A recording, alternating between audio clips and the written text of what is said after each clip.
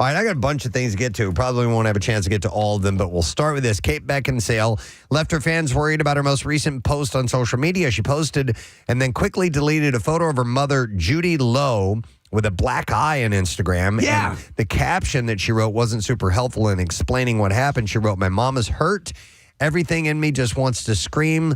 That soft, beautiful face. The unfairness of yet another blow. This time to the face, hands, knee," she wrote.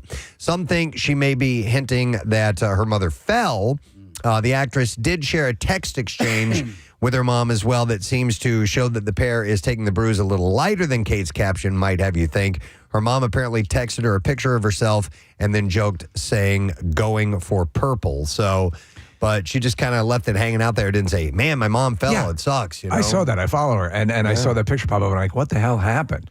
Is that her mother with... I don't think so. But it's on Kate Beckinsale's feed. And there's a picture of Steve with a lady with two cats on her boobs. An elderly woman. Tattooed, an elderly woman. But I don't think that's her mom. Okay. All right. That kind of... That can be dangerous, too. Threw me off a little Scratch bit. your Oh, nipples. wow. It's a really big bruised eye. Yeah. All right, so maybe she'll have some more information on that. King Charles might invite Prince Harry and Meghan Markle to Balmoral Castle this summer. And then we blow it up. To reconnect with his grandchildren, according to a well-placed society source. The monarch, who is battling cancer, has had limited time with Prince Archie and has only met Princess Lilibet once. And Balmoral, where the royal family often gathers, could provide a peaceful setting for a potential reunion. Have we learned specifically what kind of cancer he has? Still haven't heard about that. Because the original incorrect, or we don't know, was prostate cancer, but that I think was dismissed. Yeah. A royal insider suggests that the king is eager to see his grandchildren and may view this as an opportunity to mend fences with Meghan and Harry. The source describes Charles' previous meeting with Lilibet as fantastic and very emotional. Despite Harry's recent visit to see his father following the cancer diagnosis, the relationship between the two remains strained, and it'll be Meghan Markle's first visit to the UK since Queen Elizabeth's funeral in 2022. Neither Buckingham Palace nor sources close to the Sussexes have confirmed any plans for a reunion, but Balmoral does hold special significance for the royal family. It was the late Queen's favorite retreat and could serve as an appropriate location for a family reconciliation. It's pretty spectacular. If you go to Edinburgh, you can, it's right. Oh, yeah. Yeah. It's so at the end of everything, right outside the city proper, it sits there. Yeah. So I read about a week or two ago that they are going to, for the first time ever, open it up for scheduled tours. I would have loved to have seen the inside of that freaking amazing. thing. Oh, we went through it. Balmoral? Yeah. I mean, I don't know that we were in Residence? Yeah, I don't think we were in the residence part of it, but yeah, we went and saw part of it. You can tour Windsor Castle as well. Yes. I got to do that, and there's an audio tour. And Steve, sometimes you're touring the castles, and the royals are there, like they're in a separate wing or whatever. Yeah, but it's pretty wild, You're allowed to isn't go it? sort of through the museum sections. But apparently Balmoral's never allowed access to this part I before, got you. so that's going to be soon, I think. Well, I keep my bloomers. Your what? My bloomers. Your bloomers. Mel Gibson expresses his gratitude to Robert Downey Jr. for having his back after his 2006 arrest and anti-Semitic remarks in a new interview profiling Robert Downey Jr. Gibson talked about the support that he received. He said, "One time, I got into a bit of a sticky situation where it kind of ended my career." He said in this Esquire interview, he said, "I was drunk in the back of a police car and I said some stupid S and all of a sudden blacklisted. I'm the poster boy for canceled." He said a couple of years into that, he, meaning Robert, invited me to some kind of award that he was getting. And we always had this kind of seesaw thing where if he was on the wagon, I was falling off, and I was on the wagon, and he was falling off. So I pretty much was non-existent in Hollywood at the time, and he stood up and spoke for me. It was a bold and generous and kind gesture, and I loved him for that. I actually saw that footage not that long ago. It's pretty amazing, yeah. And it was Robert with Mel in attendance, and he was saying wonderful things about him at the time when his name was pretty much dirt. And Mel was standing sort of back right there. like, I can't believe you're doing this. Like, yep. Thank you. And Jodie Foster also contributed to the profile. She talked about how she pulled Robert aside during the filming of 1995's Home for the Holidays to talk to him amid his addiction struggle. She said, "I took him aside at one point during the filming and I said, look, I couldn't be more grateful for what you've given in this film, but I'm scared of what happens to you next. Right now, you are incredibly good at balancing on the bar stool, but it's really precarious, and I'm not sure how that's going to end. So She also said whether long don't wait. I done pass a miss a lie. well, long don't wait. Yeah. I You didn't remember know that when she said That's that? what she's saying. That basically translates to do Iron Man. Yeah. I done pass a miss a lie. Changed his life too. Yeah. So the casting agency that worked with the series Tulsa King has quit as allegations fly that Sylvester Stallone and one of the directors had disparaged some background actors. Rose Locke casting You're better than that. of Atlanta was hired to cast the actors for the Paramount Plus show. And a Facebook page for Atlanta saw posts appear, including one that claimed Stallone and an unnamed director called some of the extras ugly, tub of lard, and fat guy with cane. Another allegation is that Stallone then suggested that production bring in, quote, pretty young girls to be around me. These aren't the only claims, and now an investigation into the set is underway, apparently. So some people have denied this on the set. So it'll be a he said or they said or whatever the deal is. You know who joined the show recently, though, Preston? Frank Grillo. Really? Yeah. What is Tulsa King about? He's sort of a mobster. I have seen one, maybe two episodes. Case you watch it, right? I watched a few episodes. So, Press, he gets out of jail, and the mob decides to send him to Tulsa because they didn't have any presence in Tulsa. And so he just kind of like, descends upon this town. Yeah. And it's pretty wild and basically unbelievable. Or maybe it's not. I have no idea if this is how. Maybe you could totally believe it. If that's how this works. But he just basically comes in and just strong arms people. And You're better than that. yeah. Okay. Yeah. All right. That ain't you. It is me. That's what he says. He disagrees with himself. When he's shaving in the mirror. That ain't you. Oh, it is me. You won't believe it. Oh my God, that's the same guy as shaving cream on his face. JoJo Siwa. She's only 20. She's a dancer. She's only 20 years old. So, what cosmetic surgery could boy. she have already spent upwards of $50,000 on? Oh my God. No, she said my teeth. She says, Oh, yeah. These mother effers cost me $50,000. She told BuzzFeed at the 2024 GLAAD Media Awards. She's been open about being insecure about her appearance, saying during her appearance on Special Forces World's Toughest Test last November, she said, I judge myself at everything. I'm a very insecure person. Everything gets judged. People told me I have a receding hairline, and they don't know that I have a stress rash, and that's why I'm balding right here.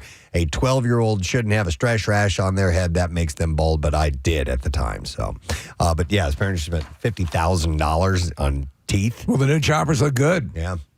So Jay Leno has officially been granted conservatorship over his wife, Mavis. This Such was a sad story. Yeah, judge's ruling yesterday.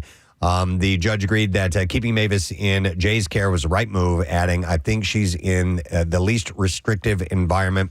Everything you're doing is right. I totally understand this is a difficult period.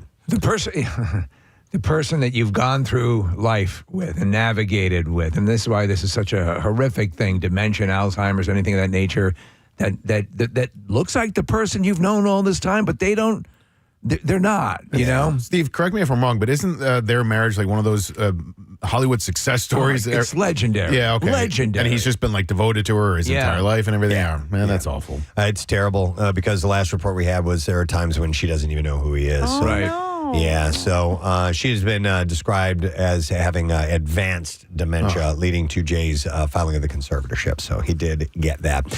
So, Dude Perfect, the YouTube guys, are planning a massive expansion, and they got themselves a massive investment to do it. Listen to this. They got a 9-figure investment from High Mount Capital. That's hundreds of millions. This will help them expand their core programming, build out their business in other areas, and bring in some new talent. The actual terms of the deal have not been disclosed, but a source is saying that the investment's over $100 million. Well, good for them, man. We still watch it from time to time. Ben was totally into it. Casey Seamus was into it too, Oh, right? big time, Yeah. Kobe Cotton, co-founder, said we have had a lot of dreams and big visions that we haven't been able to tackle with the size team. With the size team that we have, or the amount of capital that we've had so far, and this was something that we've been looking into for the past year, and we really are excited when High Mount. We're excited when High Mount came along. It's wild. They had been offered $1 billion, but they didn't treat it as a serious offer. It doesn't do much for me. No? Just because, and I can see why younger people would really dig it, but I just know that they spent all day filming to get one shot, to get one basketball thing to do the trick, and it just must be. But listen, God bless them, persistence, and they just keep doing it and doing it and do it until they get it right, and it looks like it was, they did it the first time and it was spot on and it ain't no big deal. But then that makes for the reaction, because think about it, it took them all day. So when they get it and you see that reaction, they're genuinely that excited. Kathy, it's also the inventiveness of the things that they set up to do. Yeah, very much They're so. they're likable dudes, and one of them did what was it, Blue Horizons, or one of the rockets, the amateur rockets to space. Not amateur rocket, but it's not NASA rocket. I'm going to put this Estes rocket up your ass. I meant non-NASA rocket. Right. Private. That's better. So you say nobody of any learning has put this rocket together? Yeah, sure. You know what? If they did an amateur rocket to space, though, I'd watch that. Yeah. But $100 million. Man, talk about Nice work. the American success story right there. They Look hit the at damn jackpot. Mr. Beast. I mean, look at the insane money. So, some of the YouTube people that have had success who have just for whatever reason found this goofy little niche and made it an empire. Man, rock on. And in a way, though, what they've you. done is they've spawned an entire generation that thinks, this is all you have to do. all you have to do. Yeah. What do you mean Jace isn't going to be a YouTube star? What are you guys saying? We'll see, man. So, Bridget Jones is coming back for another adventure. Renee Zellweger has reportedly closed a deal to return for another entry into the rom-com franchise with Bridget Jones Mad About the Boy. And she won't be the only one coming back. Apparently, Hugh Grant and Emma Thompson are set to return, as well as alongside new faces like Chiwetel Ejiofor and Leo Woodall. So obviously, I like the first one. Yeah, I didn't even see the second one. Yeah, I did. I thought the first one was. That's all you need. It wrapped up nicely. Yeah. I didn't. I hope they stuck together. I don't know. I never did find out. So, yeah, and that was what's his name? Who was the King's Speech. Yeah, what's his name? Colin Firth. Firth. I just wanted to say Firth. Thank you very much.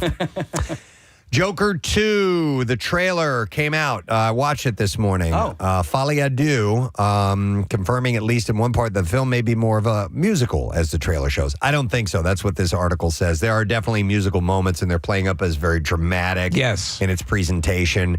It looks interesting. That Joker movie was... it was a heavy film. It was hard to watch. I watched it once. Yeah. I really have not had the desire to watch either. it again. Yeah. And you liked it, right? I liked it. I thought it was really good. Yeah, but it's just it's depressing. Yes. So this one is going to dive into that same well as well. So Arthur Fleck and Harley Quinn, Fleck. of course, being played. Lady Gaga is playing Harley Quinn, and the much anticipated film comes out on October 4th. But the trailer is out. You guys are referencing Just One of the Guys, kind of. That movie is available on Pluto TV. Okay. I watched it about a week and a half ago, and then I was talking. What's that? Pluto TV. Streaming service It's that multiple channels. Kathy, they have the Love Boat all the time. But I mean, Casey, you've been a big advocate of it now. There's just tons of channels. Yeah. Whatever you're looking for, they got it. Yeah, so that's the thing. You click on the streaming service, and they have a crap ton of different channels that play all old stuff, but then they also have a whole library of old TV shows and movies and stuff. So Rochelle and I have been watching, I guess, unintentionally on Pluto. I guess we ended up on there somehow or another. The series Finding Your Roots. Oh, yes, the PBS series. The celebrities. Yeah. And so that's on there. Yeah. So But it's I- not just comedies and stuff like that. No, I guess no. There's tons of stuff. Yeah. But I was I was talking to my friend from college yesterday, and I was telling her that I watched Just One of the Guys, and she's like, "Oh, I don't know that one." And I was like, You whore. "How? Well, yeah, you filthy whore. whore." Yeah. But I'm like, how did that one avoid? Like, we're the same age. How did you go through? You look so nice today. I've never seen it. What? He's a little tulip. I've never seen it. Wow. Yeah, I've worked on this show for 20 years, and I've never seen that movie. So, Nick, I'm watching it. it freaking totally holds up. Okay. Like it's not. It's got a really sharper does. than you remember sense of humor. Yeah. And I tell you who's one of the main reasons that it has that. The brother. Yeah. The brother is a scene excellent. stealer. He's I agree. great. Yeah. Billy Zabka's in it. Yeah, and, I'll get around to it at some point. Sherilyn Fenn is in it. Oh, yeah. There's some decent. Joyce Heiser, of course, as the main lead. So, anyway, on from that amazing blockbuster film to another one, Dune Part 2. Is already to see it. Is set to head to home theater, Steve. So good. Wow. the epic film starring Timothée Chalamet and Zendaya will become available to rent and purchase on digital starting April 16th. So if you want to watch it at home, you can watch it at home. I'm thrilled. So I do have a very good setup. I'm very specific about the deal, and it's funny how many people, Preston, I've heard say that they were not that interested, but they heard sort of the buzz and went to see it.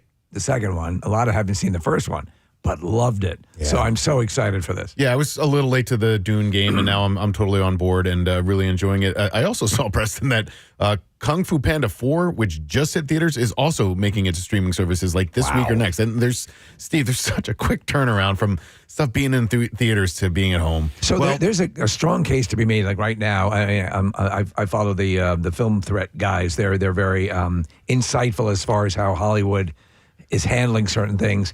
And it's sort of kind of collapsing from within. They don't know what the turnover should be. They don't know if they should really, stand tough and make it a longer period before it gets to streaming. I'm glad I saw this in the theater. It's one for me anyway. It was one of the ones that was worth going to the movie theater. But most of them, at least in my opinion, you can just wait. You can sit around and it'll be home pretty soon. Like Godzilla -1 is not streaming now. Technically, it probably should be streaming, but they're holding it back. I got you. Yeah. Speaking of the theater, they announced yesterday, though, that Dune Part 2, they're going to extend the IMAX run later this month. That's how I want to see it then. Which is cool. All right. I would like to see it in the IMAX format as well.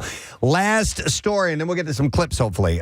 Jon Snow's watch has really ended. The long-rumored Game of Thrones spin-off that would follow the adventures of Kit Harington's character, Jon Snow, has ended and apparently gotten the axe. Let me get this straight. He wore a watch in that series? No. Oh.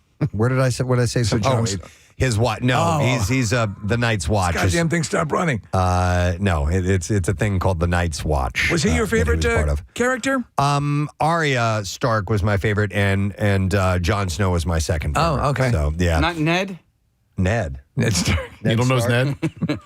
What the hell is the dad's name who gets in the first season? Yeah, Ned Stark. Ned. Oh, that is Ned Stark. You're right. Yeah. He was my favorite. He was, and in fact, that is why in the beginning of when it first came out, I stopped watching the show because they killed him. I was like, dude, you killed my favorite guy. I'm like, I'm done. I'm out. A show that can do that and keep you on your toes.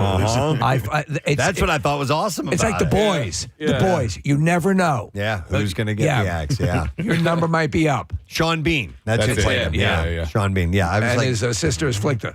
I forgot about Ned Stark. Yeah, but anyway, moving on. Kit Harington said currently it is off the table because we all couldn't find the right story to tell that we were excited about enough. So we decided to lay down tools with it for the time being. There may be a time in the future where we return to it, but at the moment, no, it's firmly off the shelf. I think there's a way to make it work if you made it more of a reality show that focused in on incredibly morbidly obese people. Oh, yeah. Okay. Well, they already have that. Oh, that's right. Yeah, man. my 600-pound life. Yeah. All right. Anyhow, let's get to the clips. All right. Between 2020 and 2022, Michael Fishman, a.k.a. DJ Connor, directed 5 episodes of The Connors for ABC. And in this clip, the former child actor describes the challenge he faced with his Roseanne family. Here we go. That was going to be the hardest set I was ever going to be on because some part of them still sees the 6-year-old that they met. And so, it's like trying to direct your dad and your uncle and like your aunt and like your siblings. There's an element where the communication has to be very specific and you have to be very good at what you do because everybody's looking at you assuming that they know you. I don't give a I prematurely shot. By the way, the 100th episode of The Connors airs tonight. Wow. You know what? John Goodman on the series, Preston, he dropped the weight, which is great for him, but he looks sick. Little yeah, gaunt. yeah. Yeah, especially for so many years, we knew him as a big guy. Yeah. All right, next clip. Here we go. In the second season of Loot, Molly's very public divorce from her tech billionaire husband is finally settled, and she is thriving as the head of her philanthropic organization. In this clip, Maya Rudolph talks about playing an ostentatious person. I do love the delusional part. It actually allows me to really lean in on the joy, the silliness, the goofiness. You know, there's this element almost of magic in the idea of having billions of dollars, because anything can happen. So it allows her to make mistakes when you're just a little bit unaware sometimes. Loot Season 2 premieres today on Apple TV+. I started watching it. She's pretty good in it. Okay. Yeah, I was just looking for another show. It's a fun show. You know, there's nothing like too serious about it, but she's pretty, you know, like she's great. Yeah, funny in like, you know, ways that like she's not really trying, you know. It isn't line funny, it's situational funny. Yeah. I love Maya Rudolph. She's great. All right, and there you go, your entertainment report for today. We're going to have Carney Wilson on the show later this morning. We have an announcement about a Preston and Steve Show event coming up. Our buddy John Brazier with the Phillies is stopping by today. Oh, and we have thousands of dollars to give away with Good Money It, your first chance to win, starting at 8 a.m. So we'll break and come back, and we'll get all prepped for that stuff. We have more stuff, too. I'll tell you about it in a bit. Be right back. Preston and Steve. Back on 93.3 WMMR. Thanks, Cap. Don't forget, Good Money at coming up 8 o'clock. Your first chance at $1,000. Do not want you to miss out on that. So we'll get the details in a little while. So Steve came to us yesterday and said that he had some audio that he wanted to play for us, but it needed a setup as well. And I just vaguely know what you have here. Right, What right. is this? So I've been screwing around with AI and different programs, and really coming to realize that, yes, we talked about this, that it is something that could present a whole series of problems. But I think with a lot of these things, and I harken back to when Adobe Photoshop came out and other things came along, for people who are going to be creative, it can be a wonderful tool. So as I'm exploring the parameters of this, I said, let me really get into this, because we keep hearing these stories about, you know, voice simulation and so on and so forth. Let me see what I can do. Let's see what I could do with something.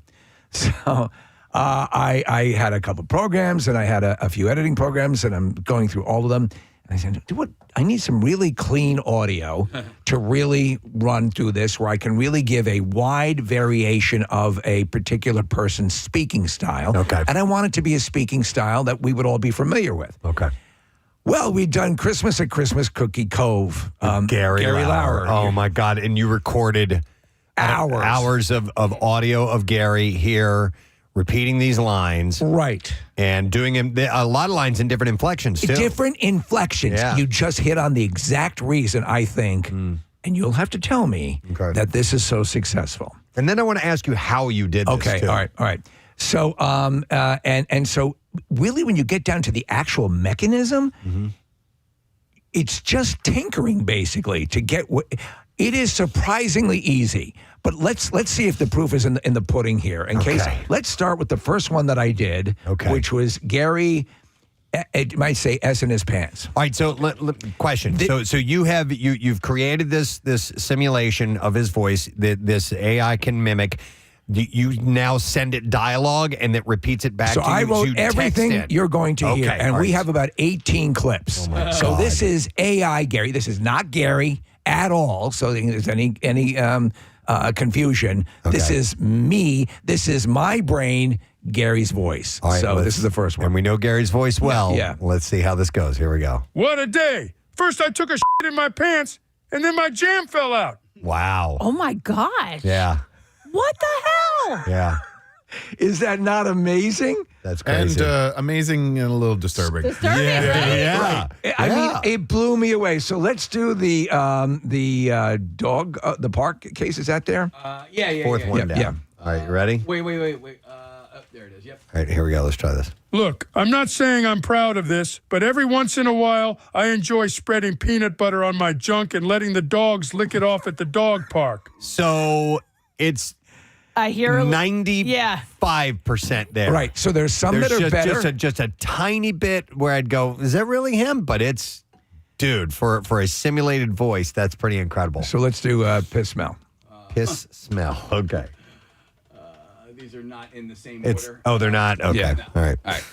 You ready? Yep. All right, here we go. I know this is crazy, but it's always a big rush when I get identified in a police lineup. I think, hey, they remembered me even without the piss smell. You know what's interesting, though? It delivers lines better than Gary. It does. Yeah. It does. Yeah, it does. That's why you know it's not It's like him. my dream my dream has come true. Steve, like- you have to try to make one where he's stuttering. So, and it will. I have so many variations. Let's try Gary's special lady. Okay. Gary's what? Special lady. Special lady.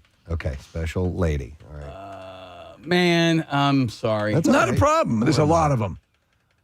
It shows it as the very bottom There one. it is. on here. Steve, Gary is like your Eliza Doolittle in My Fair Lady. Like you've learned how. Absolutely. He's now he can speak very clearly. He's eloquent. It's the way and I can write to the voice, and also it's how you punctuate things too. Right. But yeah, here, take this one on. All right, here we go. Call me old-fashioned, but when I make love to my special lady, I like to spoon until the Benadryl wears off. That one. That's pretty solid. Yeah. That's good. Play it again from the beginning. Yeah. That really sounds like him in that first delivery. Call me old-fashioned, That sounds like Gary. Yeah. it but does. when I make love to my special lady, I like to spoon until the Benadryl wears off. Oh, my God. Here you go. Somebody texted and said, the biggest difference is I can hear that the AI doesn't sound like it's spitting when it's talking. I mean, honestly, Yeah. he's right. There's less phlegm. So So I have a couple. There's let's do early gym visit.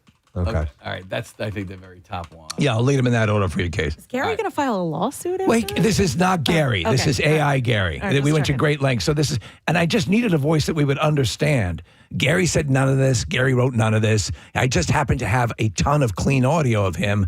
And here's the deal. Here we go. Good morning, Preston and Steve show. I just got back from the gym where I got in some early morning dumpster diving. You'd be surprised at how much totally sniffable ladies' underwear gets thrown out.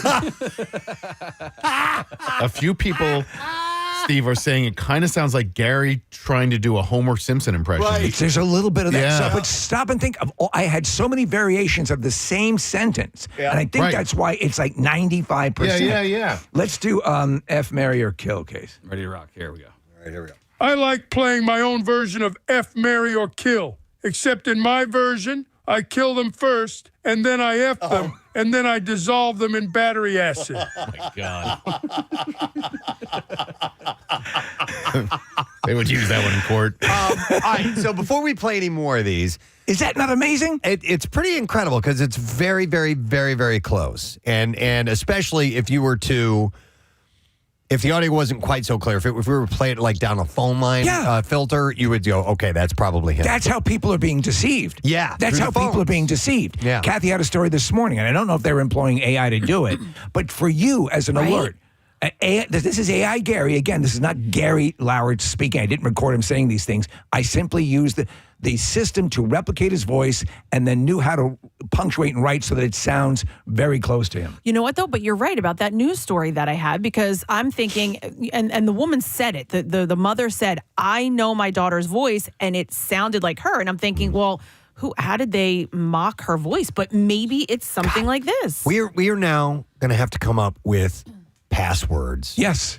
Or safe words. Words that only you share with this other person, and they're going to have to give it to you. That's a good piece of advice. And you know, it doesn't hurt to just know that. If you're looking for a validation or verification, you have this, again, that story led to these people losing a ton of money because they felt one of their family members was in crisis. But anything like this, also be aware. Now, I had a ton of audio. That's why I think this got so close to what, this is AI Gary. But people can use just a little bit to get in the ballpark. And that's how when a robo-caller engages you in a conversation, hang up. Because a lot of times they will be looking to get audio. Record your voice. Yeah. Okay, so question about how you did this. You used some kind of a program. A program? Set up the parameters. All right. And so, then it was very easy. So then you take these audio files. How many of them do you have to port over? How much does it ask for? I gave it 3 minutes of solid background-free audio. Okay. 3 minutes of solid, and you could do it with about 2 minutes. I gave it more because I had so much. All right, and then it renders it. I would imagine it does it instantaneously almost, right? It couldn't have been more than 2 minutes. Okay, so a couple of minutes. Yeah. And then it says completed, and then you just plug in. I now have a character on my on in this program AI Gary. And I can apply anything that I write to that, and it will render it instantly. And did you said you had to do some fine tuning? By that, do you mean like adjusting tone and speed? Okay, so you have access to those parameters, right, yeah. And then you can. So here, try the holding in a sneeze case. All right, hang on. Oh, there it is. All right, ready? Here we go. Warning, the other day I held a sneeze in while also holding in a fart. I don't know what happened, but jizz came out of my tear duct. Dude, I don't think we can say that. Or did Chuck say that was okay? Chuck, yeah, I don't know if Chuck heard that one. I dumped out on it. Jazz came out of my tear duct. Hands. Wow. Yes. So, and you want here? I did a station ID for us. It's you did? a huge great. B case. Okay. Wait, what is it?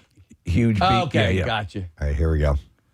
Ready? Yep. Right. Hey, this is Gary, and you're listening to the Preston and Steve Show. At least 2 to 3 of the show members really give me a huge boner. I think that sounds closest to him. That's So, I think that one sounds just like him. I'm going to play it again. Hey, this is Gary, and you're listening to the Preston and Steve Show. At least 2 to 3 of the show members really give me a huge boner. I'm guessing it's not me. It might be. Probably Kathy. Actually, Kathy, Marissa, and I don't know. And Yeah, one- let it be one you. other person. Yeah. And then I did a series of things called Gary's Love Lessons. Okay. Okay. All And right. you can play them at your discretion. Yeah. Oh, yeah, you got a few of these. 1, 2, Okay, a 3, whole bunch. 4, We'll 5, start 6, with 7. chivalry. Yeah. All right, here we go. Hey, it's Gary with another love lesson. Fellas, despite what you might think, ladies love a little chivalry now and then. Now, I'm not exactly sure what chivalry is, but I sure hope it has something to do with extreme anal. Oh my God, Steve. Oh, he's go back to that. Yeah. I'm more rather than what he's saying. I'm listening to how it sounds when he says, "I sure hope." That is a Gary delivery. That is the inflection he would use. Hey, it's Gary with another love lesson. Fellas, despite what you might think, ladies love a little chivalry now and then. Now, I'm not exactly sure what chivalry is, but I sure hope it has something to do with extreme anal. So think of this. You're hyper focused on this. In a casual conversation, were you to hear him speaking like this about 95% in an accuracy rate, you would totally dismiss it. It'd be like, oh, okay. Yeah. Your discretion case if you want to play another. Yep. All right, you ready? Ready to rock. Hey, it's Gary with another love lesson. Now, pause for a second. I slowed this one down to see how it sounded. So listen to his delivery. Okay, from the beginning again. Okay. All right. Hey, it's Gary with another love lesson.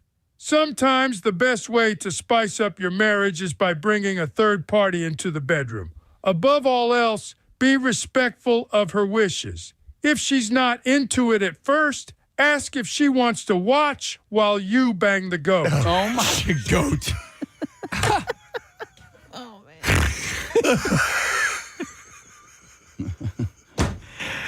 I don't know if it's that the stuff is just, I tried to write the material funny, obviously, but hearing this in this voice, and again, this is not Gary. I wrote this stuff. We just sampled the voice just to prove how close it is. I think it was just a smidge slow. Yeah. I think but it sounds like him having a hard time reading it, Well, which is what the way he is.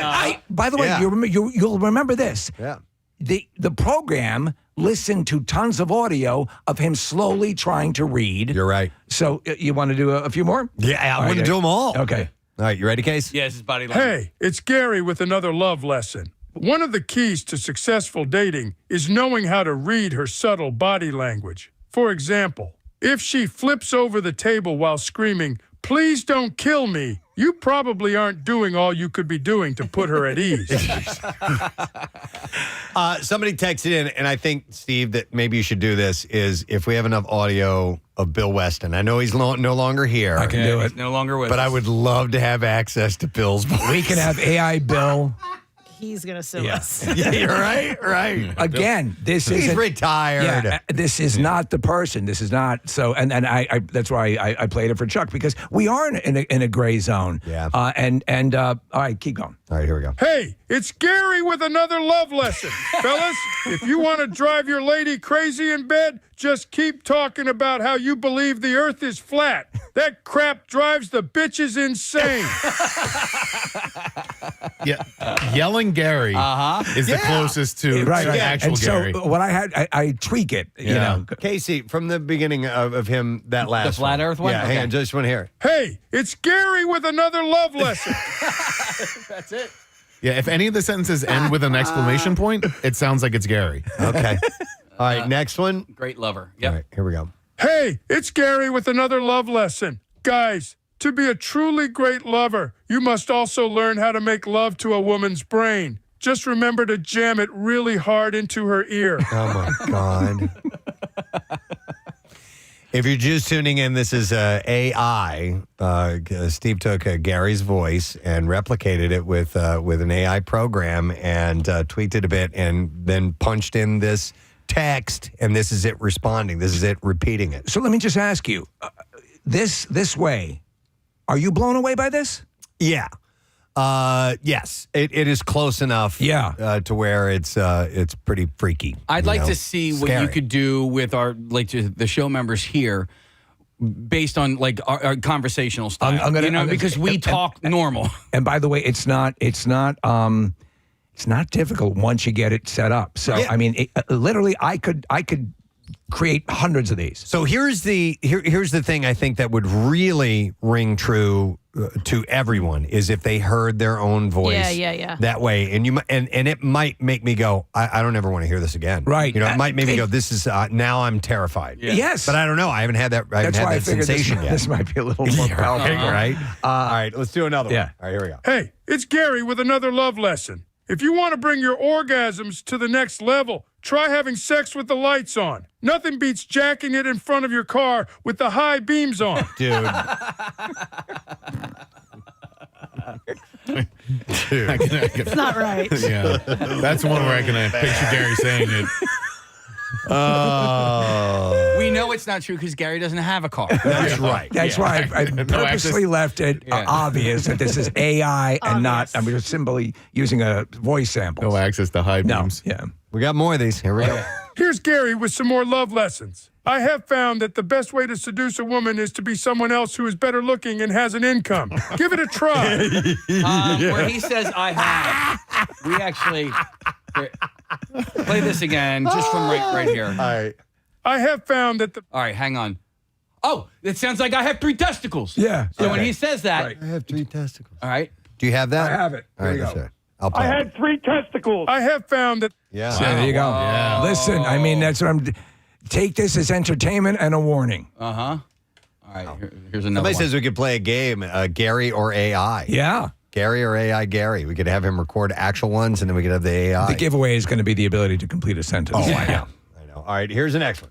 Hey, it's Gary with another love lesson. The best way to keep romance alive is to surprise your lover. Do little things like hiding a Ring camera in her bathroom and spanking it when she takes a dump. And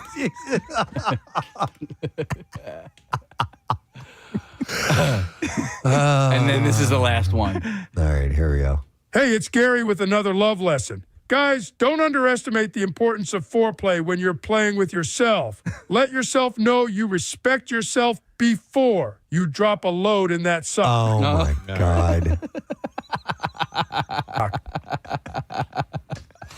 So there is technology. I think for me is getting to a place where I'm not up to it. Right, like I've been able to like follow the process and. But like now, like I don't even know how to chat GPT. Is that an app or is it a website? It's a website. It's a website. Okay. And you can pay a fee for what level of, and you can do it for free.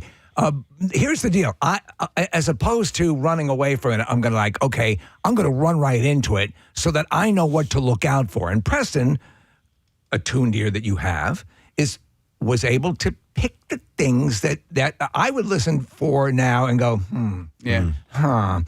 because it does help to get up on it on that level, to know what you're looking for, to know in video a judder or something like that. But if I may just jump before you say, Preston, sure. If you're going to do a takeaway from any of this right now, Preston's initial suggestion of having a word that you know with your family for video or audio that you'll make sure that, that word is known to just you guys, that is probably your best bet at not being deceived by stuff like that. Pick something goofy like pumpernickel. Yes. Or something like that.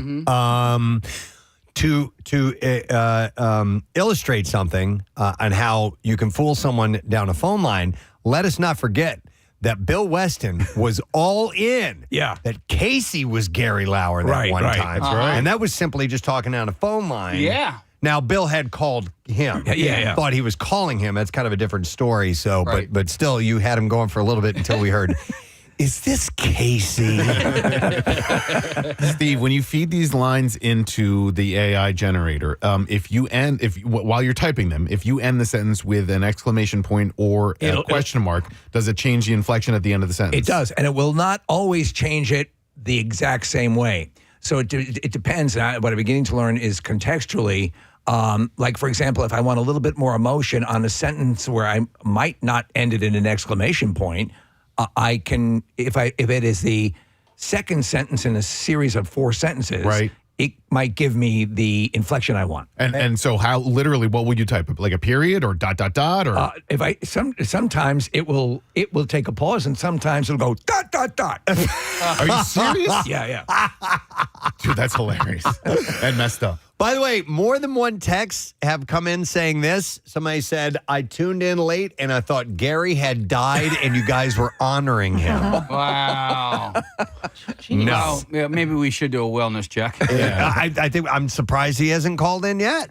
But this is AI, this Gary. is AI. Steve took audio from the Christmas Cookie Cove bit that we did, and it took forever. It took Gary forever to read these lines. So Steve has loads of audio of Gary speaking clearly, loudly, unintelligibly, but and then fed that into this program and this spit back out what you're hearing now. And the point that you made earlier, which is that I have countless takes of him saying the same sentence in different ways. Yes. So it's like when you use a thumb reader on your computer. Yeah. Or your phone, and you have to move it around to get all of the imprints or the lines on the finger, and you're making sure that you're hitting all the edges. Yeah. I think in an audio way, that's what that did, and that's why this sounds particularly good. Yeah, the more data you have, the more it learns, and the closer it can get. Right. That's freaky, man. Freaky and funny as hell. I mean, we now have Gary at our beck and call at any point, as long as he's okay with it. Yes. You know, we got to make sure that he's cool with that. But wow, that blows me away. I have to admit, I'm a little skeeved out by it. It's creepy. It's a little creepy. I remember when I was sitting there and I started to put a few besides after I had stopped, doubled over laughing. Right. And then you sit there and go, wow. Right. I mean, there's a part of your brain that Yeah. certainly reacts to it being funny because it is. But then there's the part of it that's like, holy crap, this is it's way too close. Well, because if it was you, Exactly. like you said, if you used your voice. Remember yesterday you asked us all the question if you're concerned about AI? Yeah. And I was like, no. And everyone else was like, yeah, somewhat. I'm going to move to somewhat now. I had a feeling. Yeah. I had a feeling. Yeah. And that's why I was kind of grinning yesterday when we were talking about it. It's like, Oh man, yeah. I got a story coming up. I don't know if we'll do Presbo's World or anything like that later on, but they're going to fly an F-16 that is completely AI powered. This is a fighter jet. Yeah. Well, make sure you just put some nukes on it. Yeah, throw the most powerful things we have on board that thing. But that's where you start to get into no, please don't. What do if that. the AI F-16 uses AI Gary's method of playing F, marry, or kill? Oh my God, that's crazy, man. I want to hear that F, Mary, kill one Okay, again. one more time. Here we go. I like playing my own version of F, marry, or kill. Except in my version, I kill them first, and then I F them, and then I dissolve them in battery acid. AI Gary. All right, I think we should take a break. Yeah. That's some scary and funny stuff all in the same package. But we got to get ready because we have your chance to win $1,000 with Good Money It. We're also going to go on Fox Good Day, and we have the bizarre file to do. So these things are coming up in just a moment. Stay with us. We'll be right back. Preston and Steve. Some music in just a moment. That means we're going on TV. And there it is. Let's do Fox Good Day. Hey, Preston and Steve, we saw this research that says if you gossip at work, it might be a good thing. They went on to say, like, negative gossip, if proven to be true, bonds co-workers. You seem trustworthy. Oh, you know what you're talking about. I thought it was just gossip, but it's true. Now, do y'all gossip, Preston? You know what? I don't know anything about that, but I did hear that Karen Hepp gave Dr. Mike a prostate exam the other day. No. Yeah, remember? That's trustworthy because that's true. Yeah. No, It's why we're all- Listen, of course, yes, we gossip. Everybody gossips. course. I mean, it's not blatant, flagrant, we're going after people gossiping, but you do talk about the people that you work with other people that you work with. It's natural. And, you know, I think. It's why we're all so close here. Yeah. Absolutely, because you won't believe the stuff Kathy does. It is disgusting. No, yeah, I can see that bonding thing, especially though, contrary-wise though, someone who's constantly spouting out stuff that proves to be inaccurate, then I think they, around the office, will become a bit of a pariah because, then they're not, they're just a bomb thrower. Do you know what I'm saying? My guess is that you wouldn't gossip about, like, the four, how many are you? There's six of us. Six of us all together, yeah. 6 core members. Oh, that's but not you true. might gossip about other people in the building because there's a lot of radio stations in that building. Well, we do. I think everyone gossips about everyone. Everybody, yeah. And The second someone walks out of the room, we start talking about And by the way, if you don't think that other people are talking about you, you're living in denial because it's just the way it is. That's so true. Have you ever had some moments where you've had to like cover it up, just like you're talking about the person, they walk in the room and everybody like has to be quiet? But Not that's only- too obvious. You have not to, only switch that- it to something else. Not only that, a lot of times I'll walk in a room, it goes quiet, and I'll be like, I'll leave so you guys can keep talking about it. You know. But you got to have a good when they walk into the room. And that's what I feel about penguins. Yeah. You just see a random. Exactly. Okay. Yep. You got to play it off. You got to be ready. Got to have your line. Oh, but how great is it when you do get a nice juicy piece of gossip and you're like, I can't wait to see Kathy so I can talk to her about this. By the way, though. And you see the look on each other's faces and it's so exciting. It's like Christmas morning. Yeah. But if someone though says, and I've had things that people have said to me, swear not to tell anybody. The one caveat, as we said before, I will tell my wife. Yeah. But otherwise, no. I've held on to things for years that I'm just dying to tell people, but I can't. So you got to have. Why don't you reveal it now? Unburden yourself right now. I just no. I want to be true to my word on that. But yeah, sometimes it's tough because sometimes it's really good stuff. But yeah. Yeah. But I always think it's when my friend is like, oh, I have some good stuff to tell you. I got something, but not now. I'm like, come on. You can't do that. Alex, Yeah, you can't do that. what's the juiciest bit of information you've passed along about Mike? I never say things. Yeah, right. Now, Mike, on the other hand, he got really mad at me though when I say this, so I won't say it. All right. No, go ahead. Now you're going to say it. Now you I have say to. you can't hold water because if you're going to get something out of it, Mike is going to be the one to tell. Mike has so many cool stories, though. I've been much better over the last couple of years. Yes, you have. You've been wonderful about it. But I don't like him to keep secrets with me, though. I want him to keep mine, but he can't keep some from me. Sure, that's the dynamic you want. Nobody ever found out about the baby. Little Alex. Little Al. Little Al.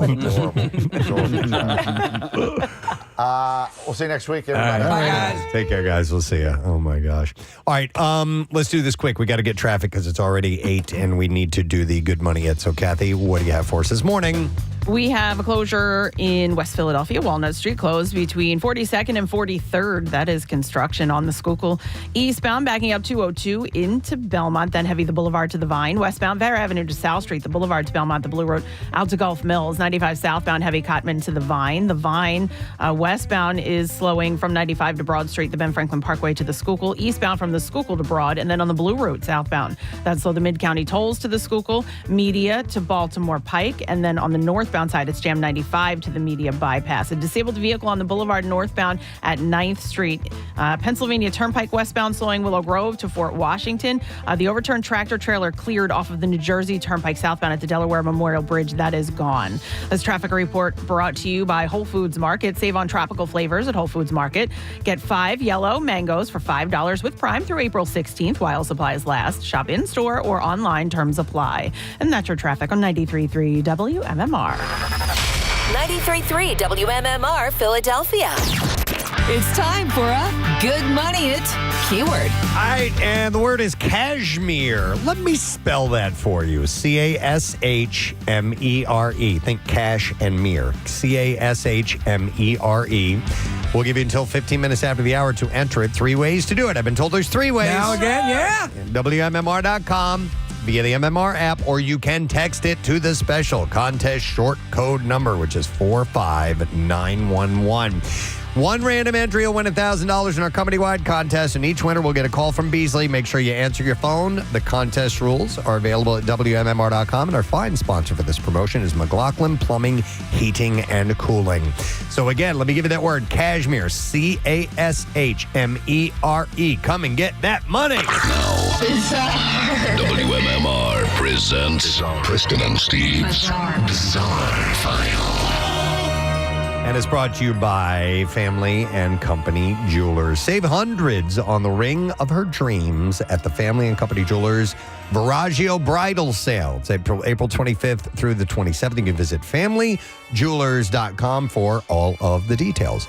A man was arrested Monday after he allegedly told police that he released some frustration by firing 15 shots into his wall where his roommate was sleeping on the other side. Oh, my God. Yeah. Police were called to the home after other residents in the house heard gunshots. The first arriving officers were led to a 39-year-old man in his room in the basement. The arresting officer wrote, "I entered the room and saw a handgun on the ground with multiple shell casings. I could also see multiple holes in the wall." The man stated he was feeling bad about his financial situation and stated that he missed his child and was thinking about hurting himself, but decided not to shoot himself, but instead fired 15 rounds into the wall where his roommate sleeps on the other side. I feel better already. Believe it or not, the roommate was not injured. The suspected gunman was arrested for investigation. Yeah, somehow he missed me. Of 15 counts. He's a very small guy. Of illegal discharge of firearm and property damage as well. A Florida woman had to call 911 to help eject an unwanted guest. It was a nearly 8-foot-long alligator. Oh, they're coming into the house. Into the house. Mary Hollenbach said that she was at her home in Venice's Grand Palm community when she heard banging at her front screen door. Oh, yeah. She said, "I thought it was somebody else who didn't live here trying to get into the wrong house. I got off the couch, came around the door, prepared to say, 'You're in the wrong place.'" And she said, yeah, she had 2 thoughts. Is there a Casey Foster here? He left a couple weeks ago. Yeah. God damn it. Hollenbeck said she had 2 thoughts when she saw the actual source of the sound. She said, one is, "Oh my gosh, I have an alligator in my house." And number 2 is, "Oh my gosh, I have an alligator in my house. How am I going to get rid of him?" She called 911, and it ended up taking the combined efforts of several of the county sheriff's deputies and Florida Fish and Wildlife Conservation Commission officers to get the 7-foot, 11-inch alligator out of the house. The homeowner said the gator must have traveled from a nearby pond to force its way through her door. She said he had to go through 2 yards, cross the street, and come into my house. 2 buses and an Uber. But nobody saw him, and it's very surprising. So we're trying to shoo him out of there? Oh, my God. Florida Highway Patrol troopers responded to a report of an active shooter. The suspect was reportedly a female who'd recently checked out of a local hotel and told the staff that she was going on a shooting spree that was directed by God in relation to the solar eclipse. Maybe she stayed at that hotel you were at down in Florida. Dude, I wouldn't doubt it. The suspect... Cockroaches everywhere! Everywhere! driving a purple Dodge Challenger with Georgia plates, entered Interstate 10. Within 5 miles of entering the interstate, the suspect fired multiple shots into another vehicle. Oh, man. Traveling along the interstate, striking the passing car multiple times. The driver was struck by glass fragments from the window and grazed on the arm by a bullet. However, he was able to steer his vehicle off the shoulder and get away from the suspect. Continuing westbound, she shot at another vehicle, hitting the driver in the neck this time. That victim was taken to a nearby hospital, is currently receiving treatment. And troopers located the suspect and conducted a traffic stop. After she was taken into custody, they recovered an AR-15 and a 9mm handgun within the purple Challenger. Crazy. The suspect, identified as Talon Nichelle Celestine of Georgia, was taken into custody and was hit with attempted murder and aggravated battery charges, amongst others. That's just nuts, man. All right. A rare 6-legged mountain gazelle has been spotted in Israel. The male gazelle has an extra pair of legs growing from its back, but wildlife experts say that it seems to be managing just fine with the extra appendages. The discovery was made by an Israeli army reservist who spotted and then sent a photo of the bizarre-looking creature to the Society for the Protection of Nature in Israel. And he had noticed that it had something strange on its back.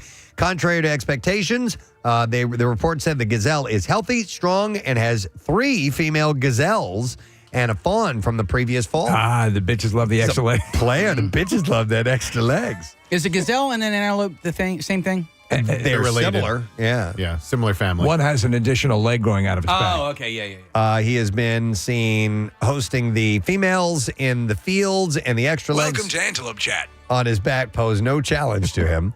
The gazelle's extra legs are they attribute it to a rare genetic disorder called organ proliferation or polymelia. Yeah, these are fairly ineffective and sort of lame-looking little tiny. Yeah, legs. They're not fully formed. Extra appendages, Yeah. and they're hanging off its back, which is pretty wild. But the mountain gazelles are a protected wild species in Israel, so they thought it was quite interesting that they found this. All right, one more story. A mother and her 18-year-old daughter are accused of traveling across the country to give illegal butt injections for $6,000, according to Texas authorities. It's amazing that these people are flourishing out there. So many people want large honking asses. Yeah, and these ladies look like they've been injecting this stuff into their faces. Yeah. Seriously, they have They probably have. these over plumped up, it's God. Yeah, right. We're looking at the mug shots right now, right? Yeah, you want the fat ass? Police said 56. They look awful too. Like that doesn't look good. I know. 56-year-old Consuelo Maria Del Bo and her 18-year-old daughter Isabella Del Bo were planning on injecting an unlabeled brown liquid into the butt of a customer. A1 sauce. However, what they did was A1 sauce. That's delicious. However, what they didn't know was that the customer was an undercover officer. Consuelo then gave a Xanax to the officer to relax before the injections.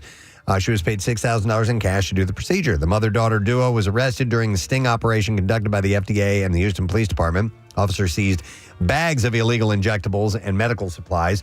Both have been charged with unlawfully practicing medicine without a license. Do you need a license? But while on bond, Consuelo said that while she isn't a licensed doctor in the U.S., she did attend medical school in Mexico for 3 years. There you go. But she said said to an interviewer, "Believe me, everything I do it with my heart.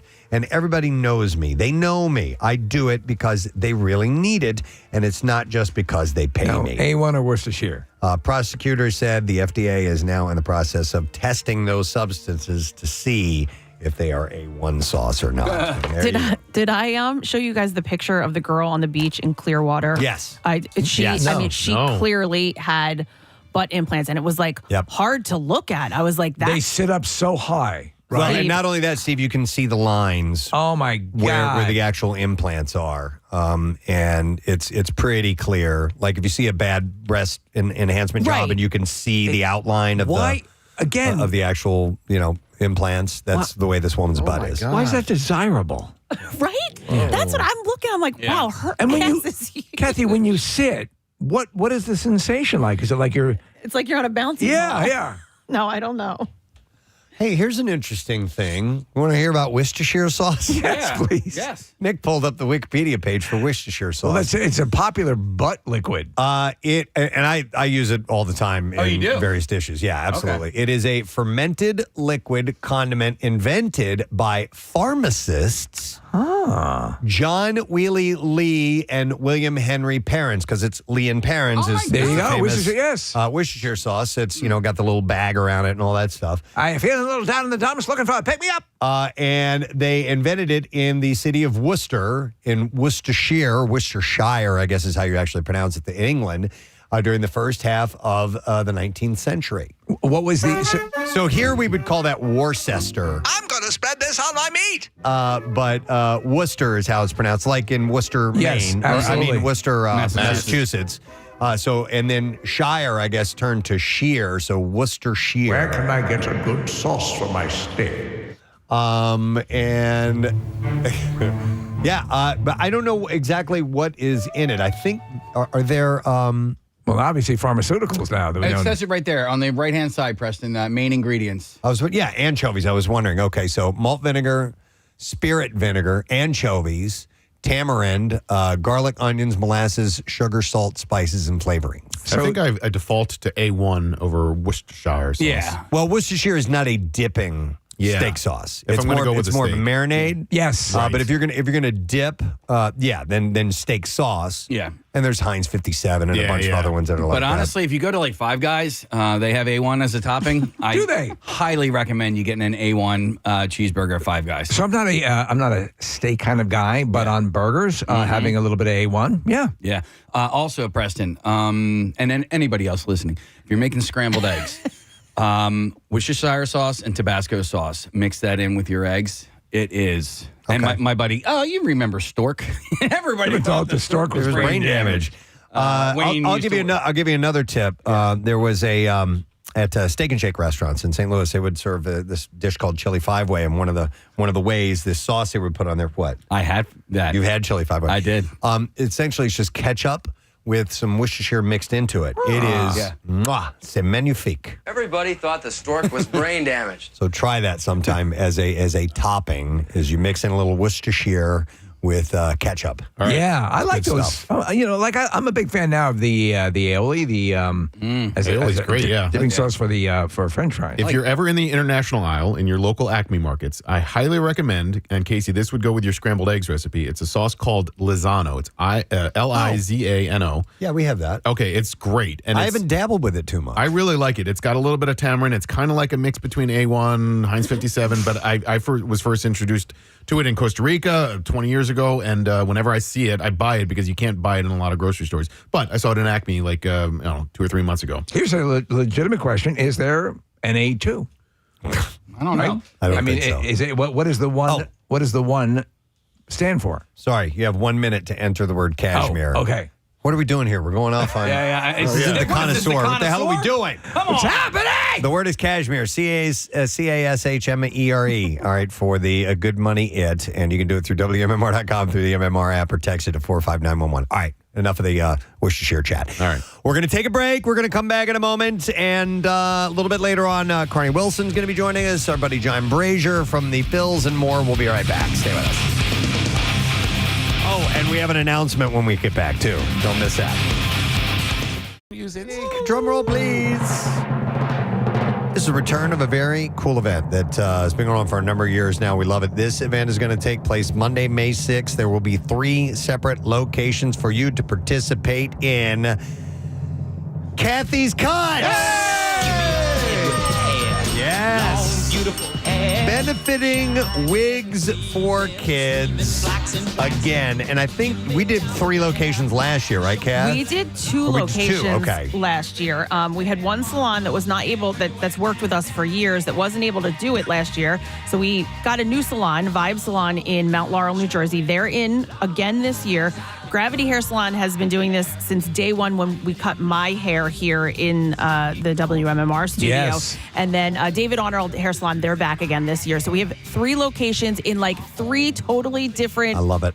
Areas, which is what I love the best. So everyone can have at least a location that's somewhat closer to them. Yeah, so Ambler, Jenkintown, and Mount Laurel. Right. That's nice spread out. I love that. Nice and spread out, and you can choose which salon you go to. Are you going to try to tour to each one of them? I do want to try to get to because I've never met the people at Vibe Salon. Jackie went there. Oh, and by the way, Jackie's going to go again this year to Vibe. So I want to try to. I don't know if it's possible, but I want to try. You to could get do to it. them. We could probably ring it up so that at least some way you could be doing the traffic while you're actually stuck in the while traffic. I'm sitting in traffic, right? You know, it would be great. A helicopter. Helicopter. It'd be great. Ooh, We I could do wonder the old school Yeah. helicopter traffic reports and. I don't know where I am. I have no idea. And we could get her from place to place. I'm seeing elk. By the way, you need at least 14 inches of hair measured from the base of the ponytail to donate. Your hair will be cut and then styled. That's the thing that we like to really push on this. Is that they don't just take scissors and lop it off and then you're done. No, they'll give you a style as well. Talented men and women at these great salons. Each donor also gets a gift bag from True Beauty Concepts. They've been doing it. And a Kathy's Cuts t-shirt. Yeah, True Beauty has supported us very early on, and we did used to do the event at their location. The last couple of years, there's been a conflict, so that's why we're sticking with the salons, but they are staying involved, and they really, they donate a lot. They donate to all the hair products to the stylists who are doing the hair that day, Yeah, it's and amazing. then to everyone that donates, you get a gift bag, and it's not like little chintzy travel things. They throw some really good stuff in these gift bags. Yeah, we want to make it worth your while. Obviously, just the donation alone is worth your while, but we want to give you something to, taking some time out of your day and being a part of this and sacrificing your hair. But as you said, that you are getting a style. They're not, just chopping it off. Yeah. So appointments are from 6 a.m. to 10 a.m. So it's all going to happen during our program, during our radio show. So go to PrestonandSteve.com right now. You can sign up for a complete list of donor guidelines as well. Go to the website. And the guidelines are really important because we do want to actually make this useful for the organization. And so they can use hair that is 12 inches, but they ask for 14 plus because typically if you think you have 12 inches, by the time they cut it and they take out what they can actually use for a wig, it kind of, it whittles down a little bit. So if you have really long hair, 14 inches of hair that you can cut off, that's what we're looking for. But, you can't have dyed or bleached hair, permanent coloring can't be in there, gray, stuff like that. So make sure you check the guidelines before you actually sign up. So Kathy's Cuts, Monday, May 6th, 3 locations, Gravity Hair Salon in Ambler, David Arnold Salon in Jenkintown, and Vibe Salon in Mount Laurel. 14 inches of hair measured from the base of ponytail to donate, and you'll get a style and a gift bag from True Beauty Concepts. So go now to PrestonandSteve.com and get signed up. Let's get started. And these fill up fast, They man. do Real fast. They do fill up fast. And I will say the most appointments will be at the Mount Laurel location, then Gravity Hair Salon, and then David Arnold. So if you're looking for that Jenkintown area, go sign up because they have the least amount of appointments. All right, yeah. But listen, right now if you go, you'll be able to sign up. And PrestonandSteve.com, that link on there, that has all the information. So if you go to that link, you'll see the guidelines, you'll see the sign-ups, all of it. Excellent. All right. Before we go to anything else, I have a butt plug I want to pass along. Somebody had requested a butt plug. And this is from Brett Schwartz. He says, good evening, it.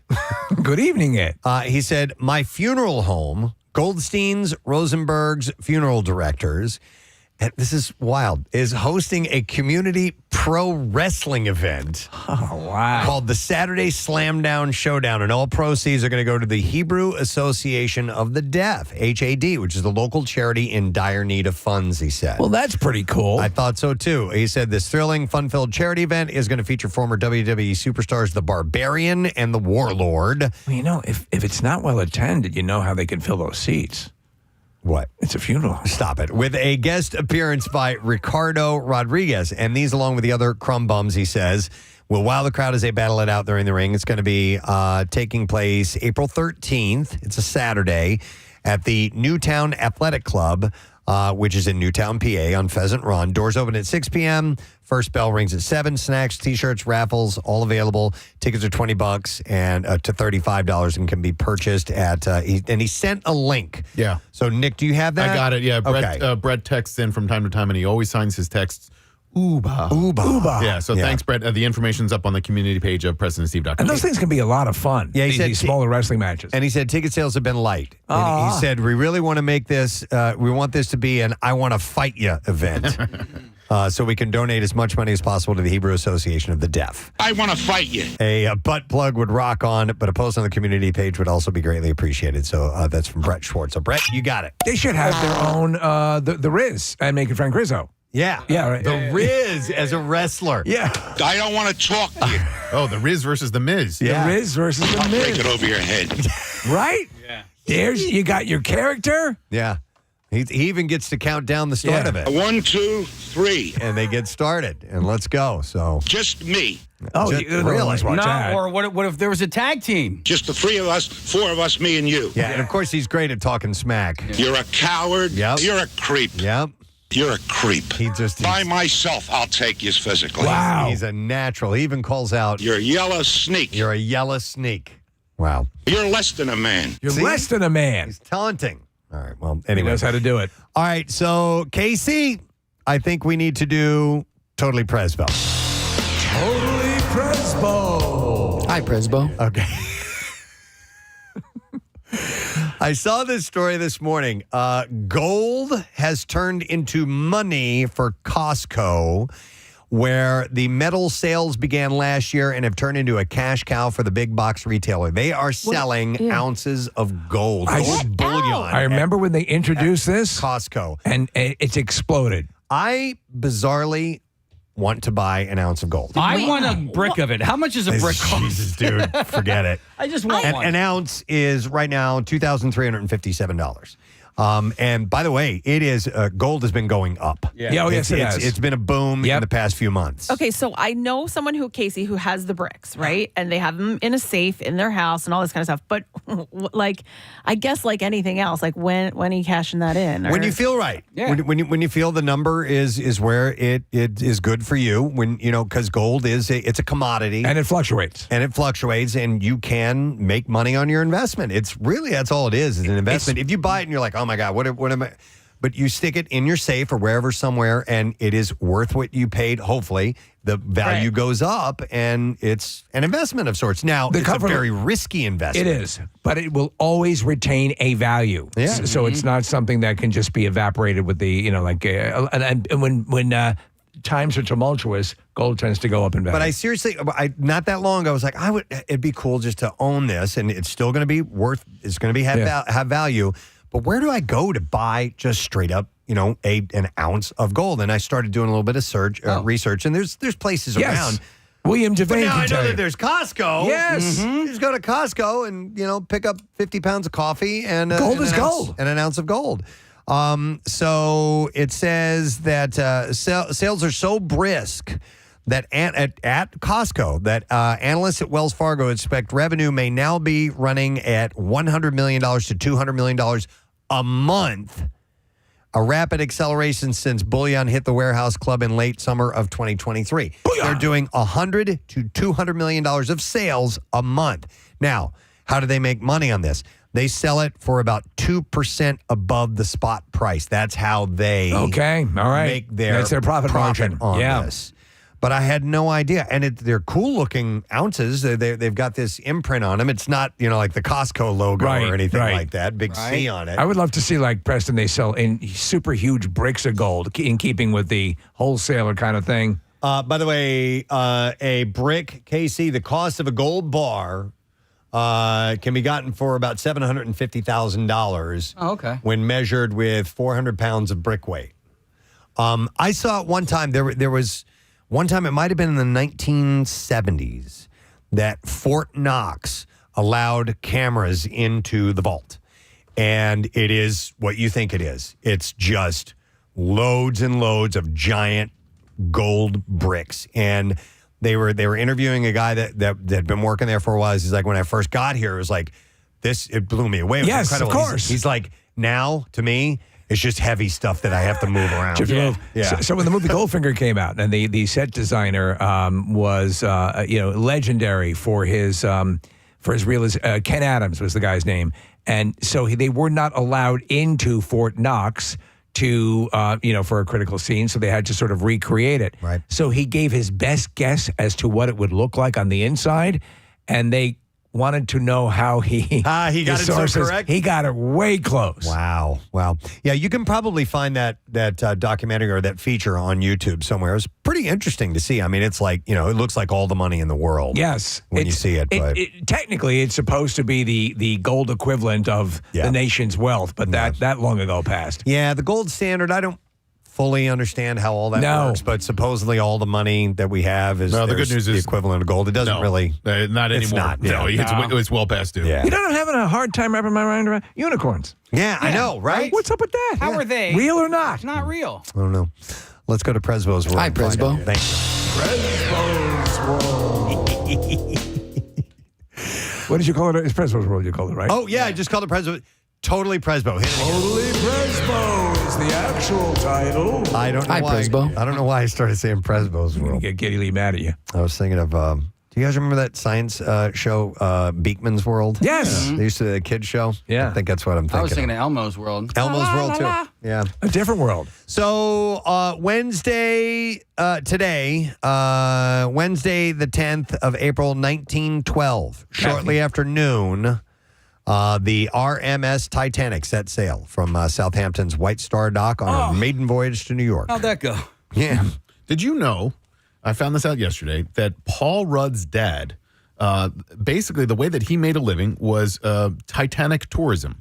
So he would gather people around the country that were fascinated with Titanic lore. He would take them to spots around England, Ireland, where they launched, and he died a few years ago. And Paul Rudd, when he passed away, took his dad's ashes, spread them around a bunch of different places in Ireland because the Titanic meant that much to Paul Rudd and Paul Rudd's dad and their family. No, I had no idea. Yeah, I didn't either. That's interesting.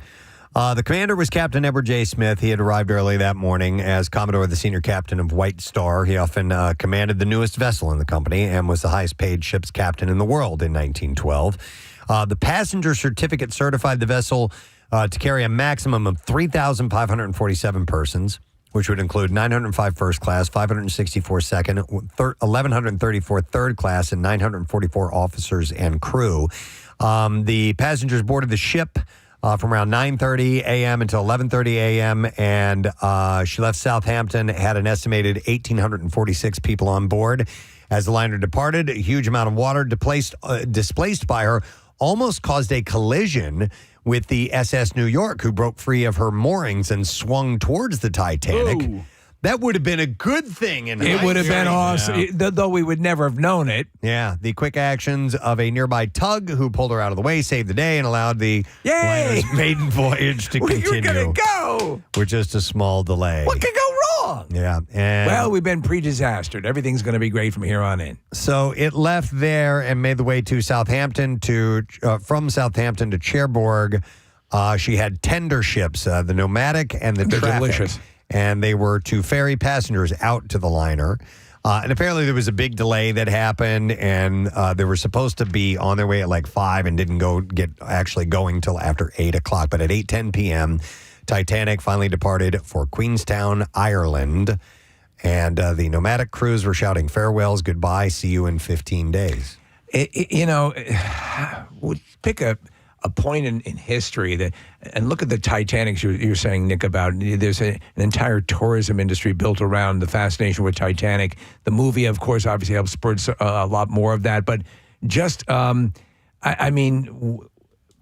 disasters, what supplants the Titanic? Yeah. And there have been many disasters that had far more, obviously, a far greater loss of life. Yeah. But there's just such a legend and lore around this. Well, it was luxurious. Yeah. It was a maiden voyage.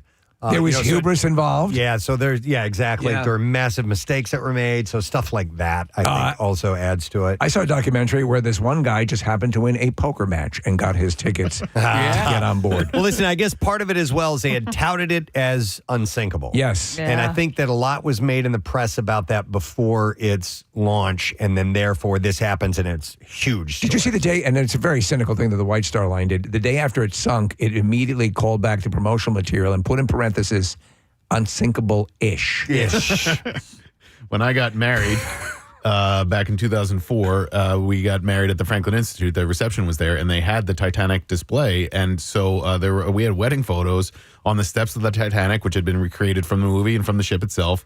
And much like the Titanic, my marriage was doomed. It struck an iceberg. Perfect. Jack. Yeah. But that if you ever get a chance to check out the Titanic display, because it's a roving exhibit, it's really cool. It's stuff that they've pulled up from the wreckage. Oh, that exhibit was sensational. It was really cool. It was amazing. I think I saw a Wikipedia page one time of it was vehicles or something that, or maybe ships that sank on their maiden voyage. Yes. There's more than you think. Yeah. There, aircraft, there's all kinds of stuff that on their maiden voyage had disaster. There's a famous ship in Sweden that they raised up outside of Stockholm. It was called the Vasa. And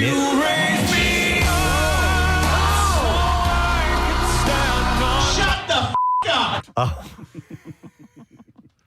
It sank on its maiden voyage. Yes. And they managed They're sinking Voss. to pull it back up. No, I'm it's the Vasa. surprised that more ships don't sink when they just put it into the water for the first time. They haven't figured out a better way to do that just yet. Well, they still do it that arcane way, which kind of blows my mind. And a lot of times, it'll cause damage. Now they've done so many that work, but there are different ways that they can do that. Yes. Yeah. I like when they send him in sideways. Oh, that's so cool. It's pretty cool. Yeah. It is scary. Yeah. And a lot of times you can ask to be on board when they do that. No, you can't do that. That would be awesome. Somebody has to be on board. I wonder when they do that. I don't think there's any, but I mean, It's like when Forrest jumped off his boat when he saw Captain Dan, or saw Lieutenant Dan. That's my boat. This is my boat. All right. So anyhow, it was 1912. so 5 days from now, right? 5 days in is when they sank, right? April 15th, yeah. Yeah. I always love the fact that Fenway Park opened up the same week as the Titanic sinking. I'm sure that comforted the... Right? For Sox fans for a long, I long know time. you've lost a lot of dear loved ones, but baseball's in season. It's all the rage. Yeah. All right. I think we need to go back to Totally Presbo. Sorry, Geddy Lee. one more time. Hi, Presbo. All right. So cracks are back, according to Cut Magazine. I thought they were whack. As celebrities start to embrace their backsides, the provocative trend of internationally flashing some butt cleavage has been spotlighted by the likes of Noah Cyrus at Paris Fashion Week, Katy Perry at the Billboard Women in Music Awards, and Zendaya at the Dune premiere, and down the hall at the Fanatic. Oh, man. Yeah. Yesterday, Kate, do we want to talk about this? Yeah, we Yes, can talk please. about it. Yeah, I feel like I need to own this. Bob Cooney works down the hall. I love Bob Cooney. And from time to time, after our show's over, I'll go down. And if they're off the air, I'll go in and I'll pop in and say hi to him. So I went down there yesterday afternoon. By the way, he does a show on the Fanatic. Yes. He's a host, in case you're not aware. Yeah, so he does middays down there. And so I went down there and they were on the air. So I'm like, all right, I'll walk past the windows. Because they have giant windows, Yes. Around their studio, so you can see people walking through the hallway. So It's like a terrarium. yeah, so I'm like, oh, he's on the air, I'm gonna moon him, and so I kind of walk slowly, and I forget the name because he had another co-host on with him as well. But Casey pulls his pants down to where his butt is fully exposed. And he doesn't like smash it up against the glass or just anything like that. casually walks Chris by. Tam would have been more impressive, but I know you didn't want to get it dirty. Yeah. But so he came strolling by and just then stood there for a little while with his butt facing. Yeah. Like my almost, butt- when I watched the video, I was crying because like you kind of made it like Well, you were lost. Like, yeah. where am I? Well, Here's the deal. So Bob wasn't looking at me, so I was hanging there for a little bit and waiting for him his attention. Right now, my bottom is exposed at this point. which I know is probably an HR thing. And then I hear somebody walking. Don't worry, we don't have HR. I hear somebody walking towards me. I'm like, okay, I better pull my pants up. So I do, and it's this engineer. His name's Mike Vito. He walks up, and I told him what I did, and he's like, dude, he's like, the YouTube is streaming this right now. They've And I got was the like, camera facing that I'm like, way. oh no, I'm like, I don't think they got me. I had no clue, but they have like 3 cameras, right? They have one camera fixed on Bob, one fixed on Joe, I think it's Joe, and then one fixed on the producer in the producer's room. Dude, sure enough, man, you saw the video. Can you bring in the blown up? I have this one right That's the weirdest angle to have for someone where it catches so Everyone much of that- outside the window. Yeah. But it's right where the one host is. This is a, for those of you watching on our YouTube channel, this is a blown up photograph of the moment that Casey did this. And Marissa had this put together, I believe. And it says, the solar eclipse isn't the only thing that can burn your eyes. Don't stare at the moon either. I totally thought, Casey, that you were I thought you knew that their YouTube was on, and that's why you were doing it. It didn't even dawn on me at all. And then I got a phone call from somebody saying, "Hey, did you moon Bob Cooney today?" I'm like, "Yeah." He goes, "Dude, that's gonna end up on Crossing Broad." And I'm like, oh my God. But did it? No. Oh, Dude, there you go. Crickets. We should let those guys know. Social media crickets. So they ended up, so you can't go and see it now if you were to go to their YouTube page. They scrubbed it? They scrubbed it, yeah. Okay. So the only people who own that footage are, us internally. I had Kyle grab the footage because I'm like, I have to show you guys this. Listen, it's very, very funny, but I was a little bit nervous for a little while there. You thought you'd violate because of it is an HR thing. Mm-hmm. God, I used to love it. Casey, every now and then you'd come into the bathroom at the urinal and he would have his pants drop to his ankles like a little kid. I still do it. It never gets old. But I'm in the bathroom, so I'm allowed to do that. That is the bathroom. Yeah. You expect some sense of nudity to potentially happen in the bathroom, but walking down the hall of 97.5 The Fanatic. But I knew that this was a growing trend, Preston, fashion-wise, so that's why I'm a very fashion-forward. Yeah. I got to say again, I'm surprised that that angle, that is, because you don't know who's going to walk past that window, and isn't that a weird shot, Kathy, to have that? I mean, look, that's where put something behind him. That's where the host is, right? So, well, so that's the co-host. The co-host, but the whole window, you get everything in the hallway. Well, what if you have someone who's disgruntled? Including Casey's ass. So we should let Kyle Pagan know over Crossing Broad. Oh, my God. You can share that on the internet. By the way, this look is all over the runway. Designers like Masha Popova are incorporating cutout butt cheek jeans into their shows now. So Casey's just on top of it. That's what he's very fashion forward, and so he was grasping the trend. What do you think? What do you think of the look? I mean, besides Casey. Yeah. I mean, it's the same thing. Like I think it's just been the next. Done. Huh? It's been done. Well, right? no, it's just the next level of there was a lot of the sheer stuff where they were just wearing bra and underwear, a bathing suit underneath, and then a sheer dress or a mesh dress, something like that. I think it's just like the next step. Now we're over that, so we're moving on to the next thing. Right. We were looking at a video here in the studio of the thing that happened yesterday. I wasn't sure where this video came from, Marissa. Was that you? Oh, okay. That's Connor taking video of the video. Okay, all right. So I got a little bit worried there that it was on the internet. What do you mean it is on the It internet? is. Right now, we're probably showing it. We're streaming on They YouTube. show it as well. Do we need to take this off? No. Okay. I just meant Did you talk to him? Who, Bob? Yeah. He texted me. Okay. Is he cool with it? Yeah. Okay. That's why I did it to him because I knew he would find humor in it. Right. It's not like I'd be, let me go down and moon Stacey McKinney real quick. No, it's it's a very Casey thing to do. If you've worked with him, you've probably seen Bob, you had some news you wanted to reveal, right? Yeah, a dear friend of mine passed away. And Casey was fine. Yeah. Oh, my God. All right. Well, listen, we do need to take a break. Bye, Presbo. That's my bye, Presbo. All right, so we're going to take a break and come back in a second because we have a couple of guests who are going to be joining us. Our good friend John Brazier is going to be here momentarily from the Phillies, and Carney Wilson will be joining us too. And of course, don't forget that we have another shot at the Money for Good Money It, and we'll have it along around 10 a.m. We'll be right back. Stay with us. Preston and Steve on 93. Supposed to have Carney Wilson on. So before we move on to that, a couple of shout-outs we can do. Yes. Here's one that says, Presbo, can you do a shout-out to the YouTube channel from the Meat Man? The Meat Man got mentioned yesterday. Let them know I love them all, even the haters. I'll rip my skin clean off my body in their honor. Jeez. Also, the noticer has not noticed Doodlepeen trying to contact Steve. He misses him dearly and will change his ways. He has crawled his way out of Kensington and has been in the YouTube chat. Doodlepeen. Thanks, pal. That's from Meatman, a.k.a. Grandeur Band. Oh, sure. So that's a shout out to the YouTube gang. I love that. The Meatman. Here's Grandeur Band, Preston, and so he comments quite a bit. And Doodlepeen has been showing up on the YouTube chat lately too, Steve. Yeah, Doodlepeen's one of my faves. Yeah. Okay. And the YouTube crew is calling for a YouTube, if you could, please. YouTube! That's for you guys.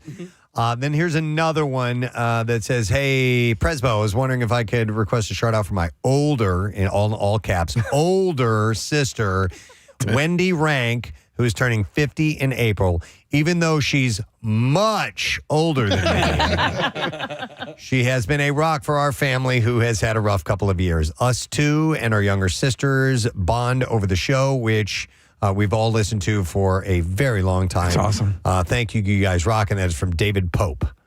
So that's a shout out to his way older sister, Wendy Rank. So happy birthday to you, Wendy, and everybody celebrating birthdays. While we are also spending a couple of moments chatting here, we made an announcement earlier about Kathy's Cuts returning, benefiting Wigs for Kids. So let me give you the rundown once again. It will be Monday, May 6th, 3 locations for you to donate. Gravity Hair Salon in Ambler, David Arnold Salon in Jenkintown, and Vibe Salon in Jersey and Mount Laurel. You need 14 inches of hair at least measured from the base of the ponytail to donate. And the hair will then be cut and styled as well by the great crew at all of those salons. And each donor is going to get a gift bag from True Beauty Concepts and also a Kathy's Cuts t-shirt as well. Which good is stuff. Pretty damn cool. So appointments are from 6 to 10 a.m. I'll bet you they're filling up already. You can go to PrestonandSteve.com. There's a link where you can do the signups and also get all the information that you might need right there. But keep in mind, these, especially the prime times, go very, very quickly. Yes. So we don't want you to miss out on that opportunity. So that and all other things concerning, like our blood drive and MMRBQ and all that stuff you can find at WMMR.com or PrestonandSteve.com. I see we have, is Carney on hold ready to go? I'm getting the old hold on 1 minute finger. Okay. Hold on. Okay. And then I'll mention we have a secret text word. I'm just trying to get a little bit of time here. Nick is going to be hosting the Pearl Jam Dark Matter listening party. And it's coming up this Sunday. It's going to be at the Record Shop in Phoenixville. I know exactly where that place is, and I've never been in there before, Nick. I got to go in there, I'm excited. And the last record that I got that they put out, I got that on vinyl. I didn't get a CD. So this record that they put out, I'll also get on vinyl. Nice.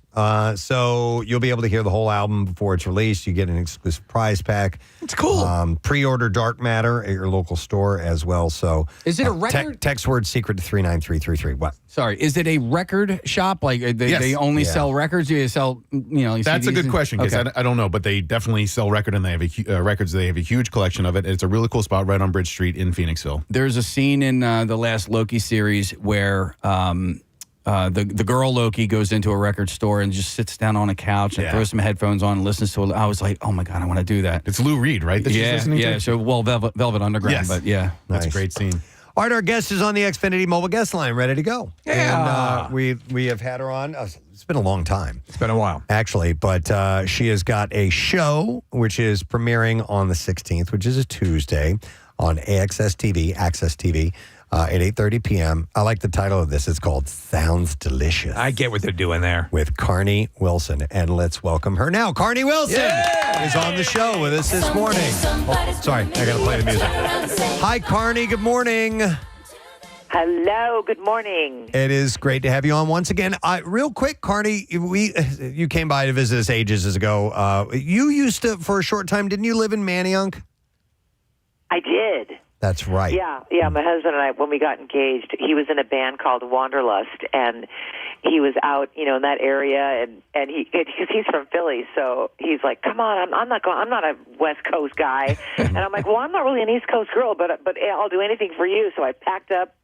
We moved to Manayunk, and we got married in California. Then we moved to California, and now I can't get him out of L.A. There you go. Yeah, well, listen, you can't argue with the weather. I know, but I do miss Manayunk. That was a really cool little town. Yeah. And but speaking of Philly, with this new show that I'm so freaking excited for, I've got Sean Stockman from Boys to Men on, and we make Philly cheesesteaks. I thought that'd be so cool. No, that is cool. That is cool. You have a nice array of celebrities. You have Lisa Loeb and John Stamos, and Dee Snider. Saw that pop up. That's pretty cool. Oh, he's the greatest. We did a show together on CMT called Gone Country, and we actually lived together in this big old house called the Plowboy Mansion. It was Barbara Mandrell's house, and they're in Tennessee, and we were like, and they kind of named us like the Ma and Pa of the group of people. We had some wacky people with us, but it was really fun. And so we had this kind of friendship, and I hadn't seen him in a while. And I was like, you know what? He'd be perfect. So we called him Sloppy Sniders instead of Sloppy Sliders. And he was so funny and great. And it's just, it's a really fun show. It's my dream, to have a cooking show. I mean, people were begging me for a while to do a show. And finally, it was the right fit. And Access TV is perfect for me because it's all music. The show is music themed. We dedicate episodes to like Queen and Freddie Mercury and Van Halen. With Hot for Teacher, I do Hot for Cookies, like bake sale. It's so much fun. I've got family on there too. I do. Of course, the food is out of control, amazing. And sick, delicious. So. Are these all? How much of these are your recipes and your guest recipes? They're all mine. Okay. And then I sort of, and then I think if there was like a chef that came on that's actually like an artist that really is a great cook, of course they're welcome to bring recipes, but it depends on who's coming on the show. Like, for instance, we had David Archuleta from American Idol, and he doesn't cook at all or bake at all, but I thought he's so sweet. He's such a dear soul, and I thought, okay, the triple chocolate cupcakes, perfect for David Archuleta. Yeah. So he comes on and he's like, hey, I can do this. I made him pipe the frosting and stuff, and it was great. So, and like Mark McGrath doesn't cook at all, but he wound up, putting this whole lasagna with little mini meatballs together with me, and we had a blast. Well, what happens also is I think the conversation flows a lot more freely when you're, kind of working on a task together, which is cool. I was watching a clip of you on GMA, and you were promoting the show, and you're cooking, and you guys, I think you were cooking some sort of salmon dish, and I couldn't help but notice you had long sleeves on, but it appears like you have a fair amount of tattoos. How extensive is your tattoo collection? Well, it kind of keeps growing. I don't know. I mean, I've got everything from angels to my dad's song "God Only Knows" to actually a cheesecake, a tattoo of a cheesecake. Do you have full sleeves? I'm pretty freaking dedicated, you guys. That's awesome. That's pretty cool. Jesus. No, they're like half sleeves, but eventually it's going to move up. I mean, I've got them on my butt, I've got them on my back. I love tattoos. Wow. So you got references to the Beach Boys, obviously. Any Wilson Phillips lyrics in there somewhere? No, and I'm trying to see. I have so many I can't even remember. No, I've got a couple sobriety T-shirts. I've got a mom. I've got my husband Rob. I've got. I do have a Wilson Phillips. I have it's a WP. It's a butterfly, and it says WP. There you go. All right, that's cool. It's funny, Carney, because Wilson Phillips obviously broke big, and then it sort of became sort of a kitschy thing, and I think now. It is no longer a guilty pleasure. It's just simply a pleasure. It's transcended everything. It's ending up in pop culture references all over the place. The music library. Yep. Are you blown away about the trajectory of the band? Oh my gosh, are you kidding? You guys, it's like after time passes and it just continues. Even if we're doing like sporadic, concert dates or whatever, and bridesmaids and things that pop up, it just continues to go on, and I can't tell you how grateful I am for everybody that's listened, for everybody that still loves the music and comes to see us in concert. You know, we sing. I think we sound better than ever, and it's just a beautiful thing. And I'm so thrilled. My daughter's singing with us, and she's like the third generation. She's carrying this thing on. It's just tremendous. You know, I feel very lucky. Well, very lucky. You guys wrote your songs, a lot of them at least, right? And you it was all real. There was no auto tuning or anything. You guys were hitting those actual harmonies live. Oh yeah. Oh yeah. I mean we're a vocal group, so that's how it started. Just like sitting on the floor.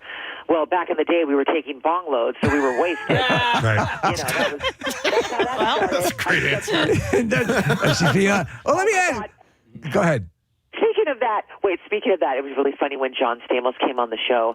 We're both sober, right? Yeah. So, but then we remembered we both swapped stories of smoking banana leaves. We thought we were buying pot, but it was banana leaves, and we both thought we were like high as a kite, but it was actually banana leaves. We both did that. It was so funny. That is great. Maybe you can confirm or at least put this rumor to rest that at one point did Bobby McFerrin hate Wilson Phillips and hate you guys?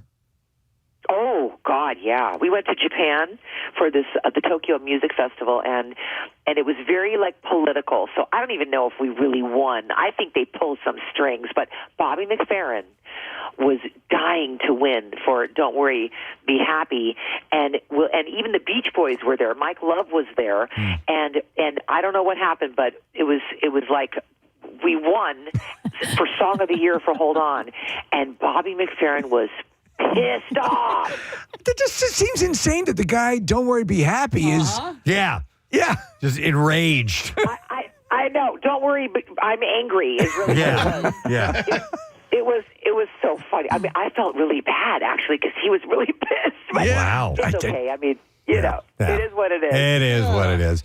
Well, this is cool that your dream is being realized, and it sounds like you got a lot of great support with your, with having these celebrity guests on and everything. And I can't wait to see what kind of food you're cooking up because I love making, I love cooking recipes at home. So, will the recipes be available for people to get for each episode?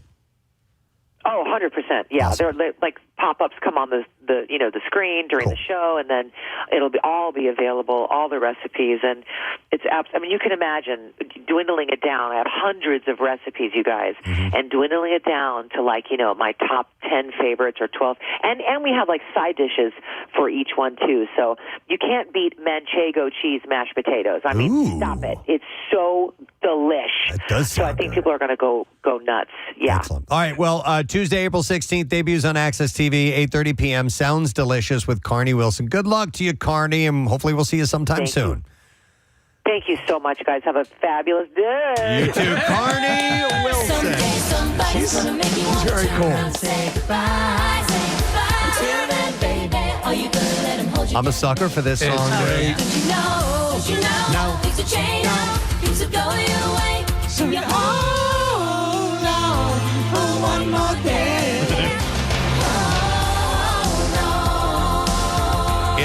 It's an earworm. It is. It's one of those that a lot of people right now hearing this are going to be walking out of their car when they get to the place of business and they'll be, oh, love, what am I doing? If you stop and think about it, well, they were doing vocals like that and doing it live in concert without, auto-tune or whatever.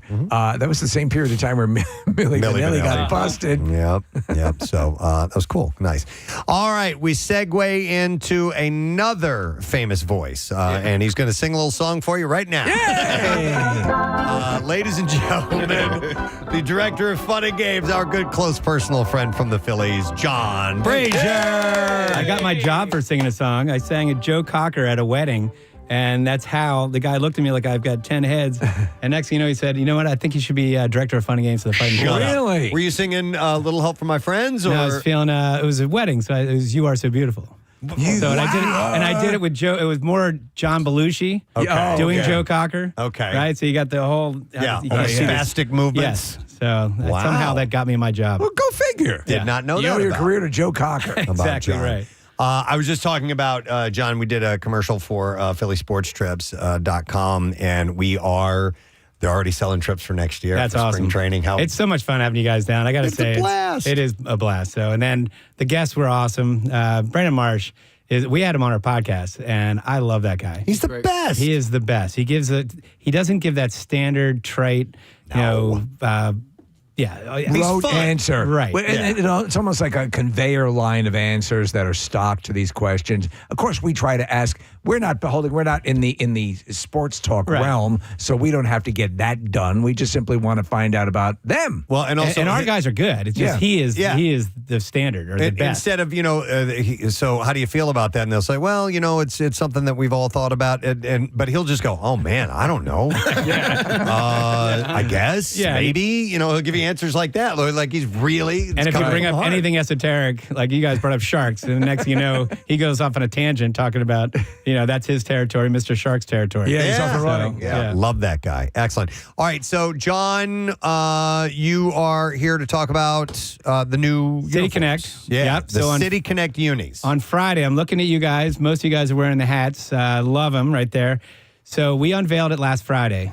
We had it down the New Era Team store, and the story is last couple of years, a handful of teams do a City Connect jersey. It's a unique jersey that really symbolizes the city, kind of meshes the culture, the traditions of the city and the team.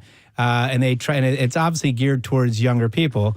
And it leaked, so some people got a little bit of preview, not official, but on Friday it was the grand opening. We have our debut. We had the store stocked, and I got to tell you, I'm a traditionalist and I'm pretty old school. And I was a little skeptical at first, and I get in there Friday and I check out all this stuff, and I'm still a little skeptical. And I got to tell you, I hung all day in the store. The store was packed. And then every time I saw Larry Anderson wearing a jacket or Ben Davis wearing a hat or somebody, I was like, oh my God, I like that. Yeah. Oh, I really like that. The earthquake happened nary moments after the uniforms were unveiled, and a lot of people were linking the two. But listen, there was a lot of social media reaction to them on Friday, and then really all weekend.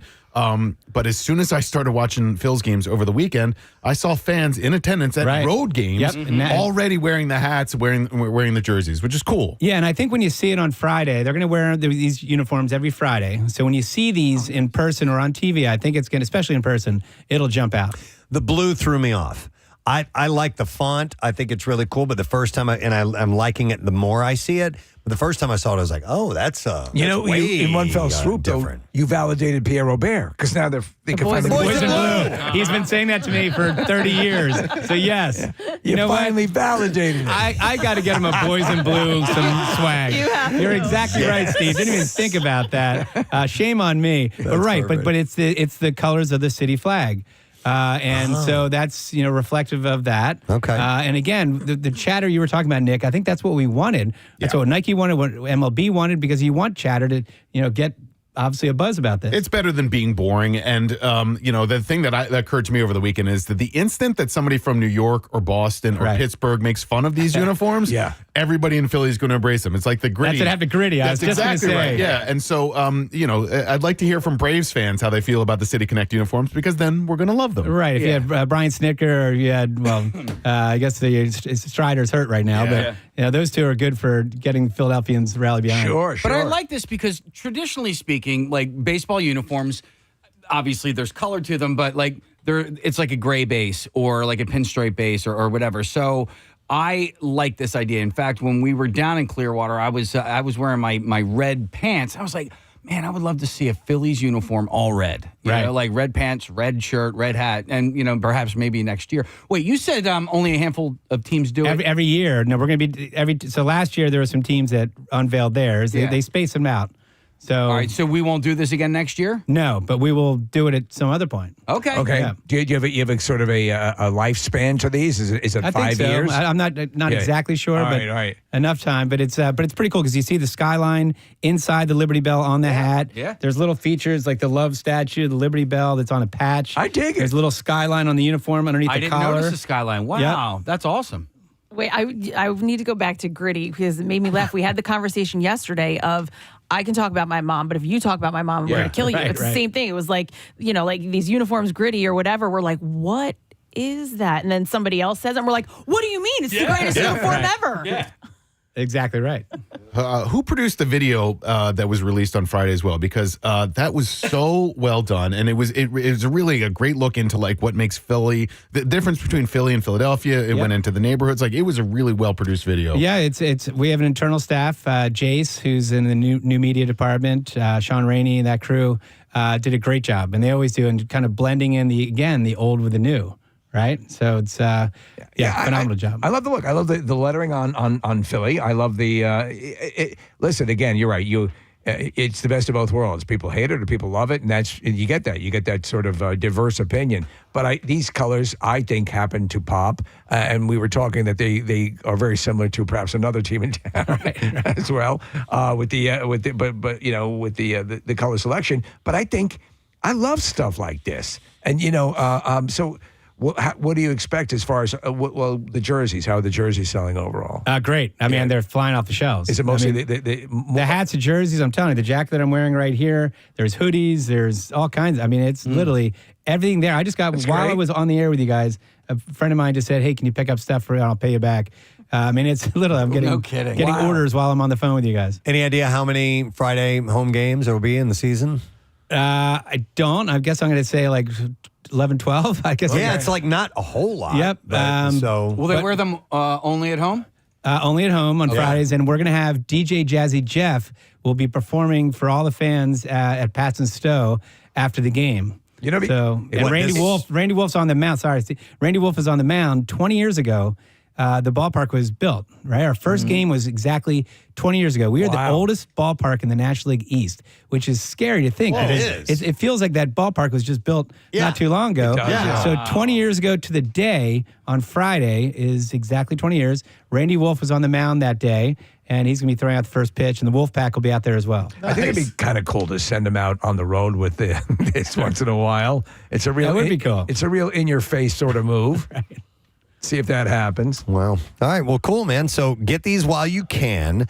And let's see, Phils are at home this weekend, playing the Pirates tomorrow, Friday, Saturday, and Sunday. But Friday is the first time that these will be worn in a game. Yes, and I have a pair of tickets for you guys to give away for Friday night. Shut the front door. Okay. Let's see. Thank you, Casey. We will take caller number 25. Yes. And we will give those tickets to you right now. 215-263 WMMR for the game on Friday against the Pirates at 6:40. And DJ Jazzy Jeff with a post-game party at the bank. So that's pretty cool, man. Nice. And you get tickets at Phillies.com, by the way. Excellent. Anything else to report, Mr. Brazier? That's it. Excellent. Go Phils. Go Phils. A long homestand coming up, so we need some wins. Yep. All right. Great to see you. Thank you for being here. John Brazier. Charge your fun and games. Casey, I'm going to go ahead and take a break right now. We'll come back in a second. We do have the beef foul on the way. And, of course, we have another chance for you to win with Good Money It coming up. Stay right there. The bizarre file, but can you guys give me just a minute because my iPhone told me that I need to stand up, change the passwords on 182 different accounts that I have because my passwords were in a data leak. So this happens all the time. 182. Yeah. And I guarantee you some of them are like putt-putt golf program. Oh, yeah. Yeah. So, like, I'm looking at some right now. So you wouldn't want someone finding out your putt-putt golf score from 8 years ago. Yeah, there was one on here for, stuff that I haven't used in ages. Grinder.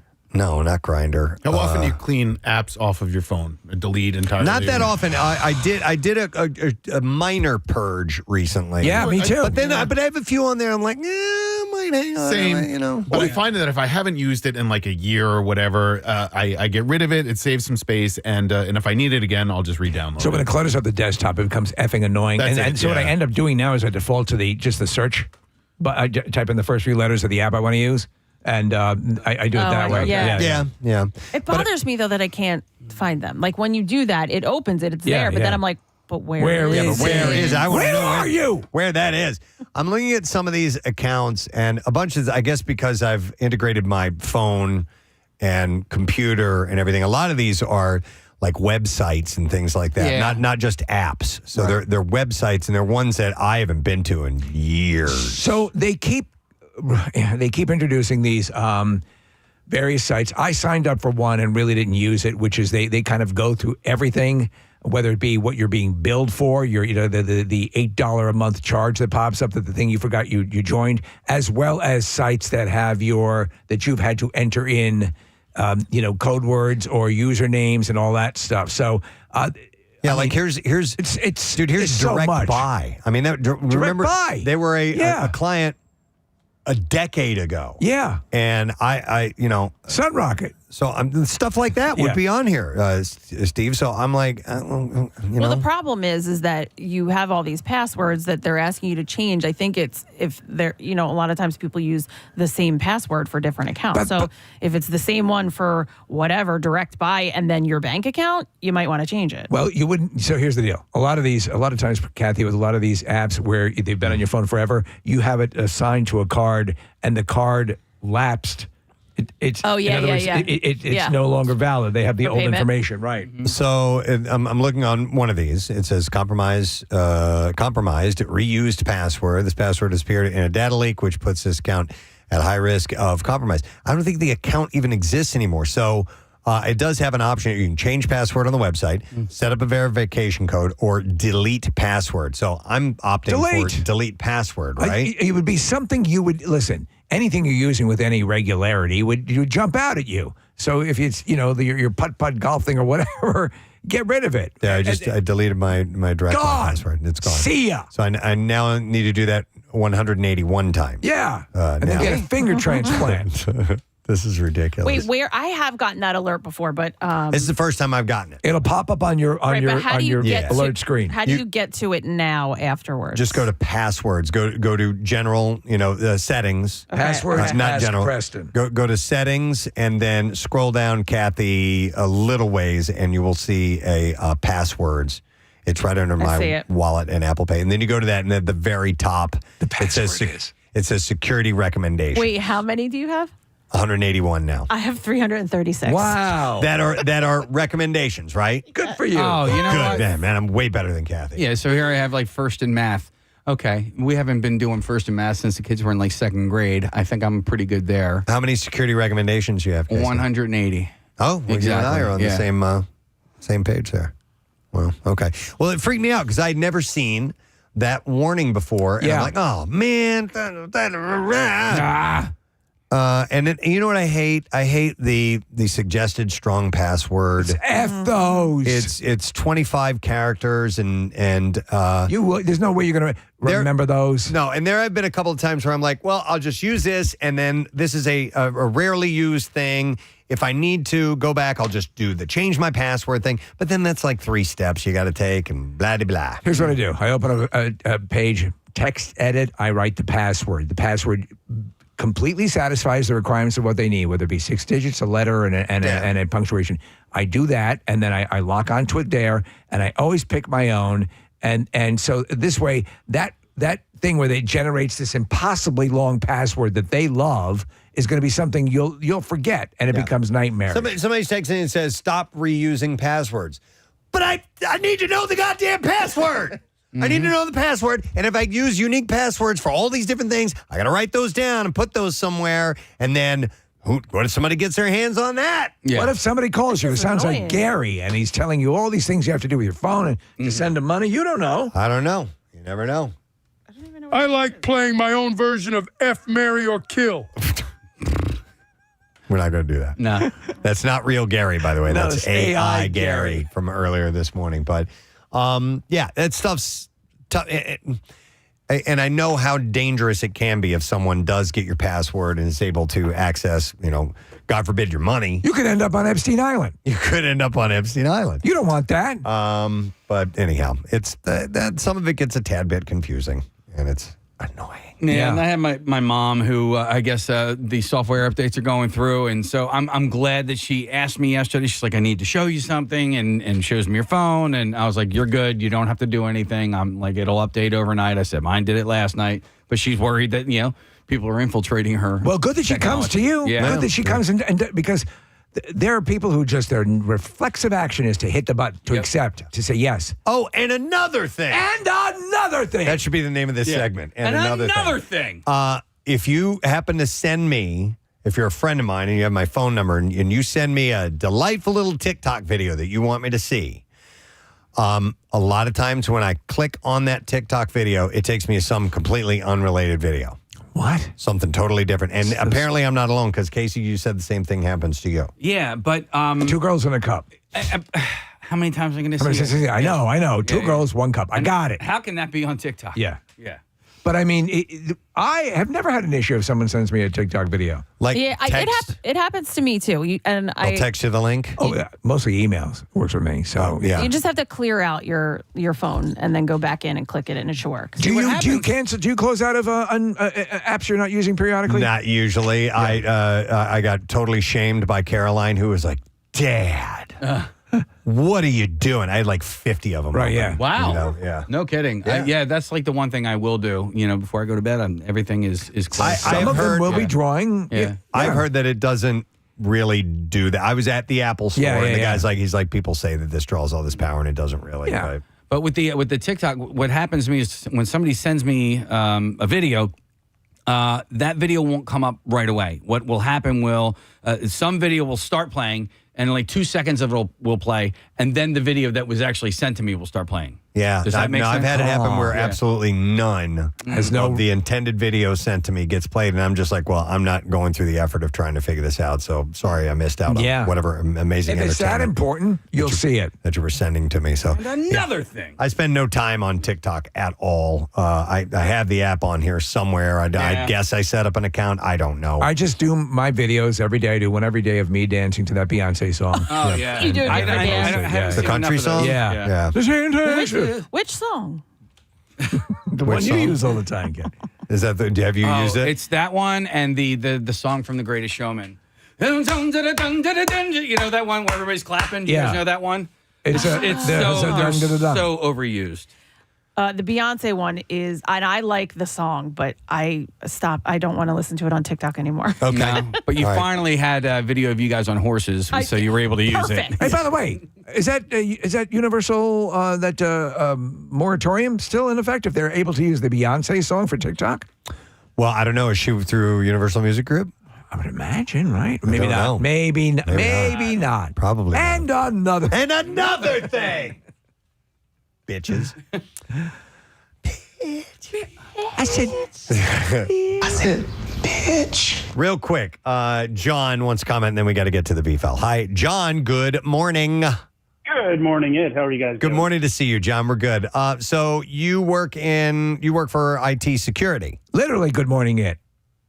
Yeah. I work in cybersecurity for a defense contractor. So Oh, okay. you guys are talking about passwords and stuff, and the reason why you're getting so many alerts is because you reuse your passwords, which is not a good thing. And I know you commented, well, how the hell am I supposed to remember 50 different passwords or something like that? Right. The whole point of a password manager is that you don't have to remember the password. The password manager does that for you. So say you go to a website or you open an app, the reason why you get that suggested strong password is because the app will say, hey, this is a good password to use. We will remember it for you. And whenever you come back to this site or come back to this app, I'll automatically fill it in there for you. Oh, so You're it not filling says. that password. You're just sometimes that. to log in. But you know Sometimes that it doesn't work, sometimes it doesn't John. do that. Yeah. Yeah. And I understand that, and that's why sometimes I'll, if it's something I haven't been on in a long time, and I'll go back to it, and it hasn't, for whatever reason, it has scrubbed its memory of my password, and then I got to start from square one. I hate that. Is that built into it? I hate you more than I can. John, so if you don't use a particular app for a while, is there a built-in sub-program that makes the password unusable? Or because I've had that happen where early on I would take the suggestion, I would use the password, and then I wouldn't use the app for a while, and it wouldn't automatically fill it in. So it might be because if you're not using what's called iCloud keychain, which is what you're being offered the passwords for, it has to synchronize your password between the devices, or if your Mac or your iPhone or your iPad.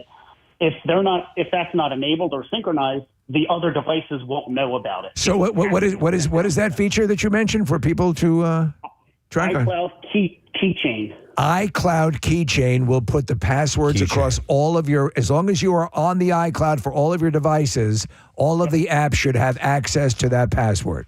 It should, yes.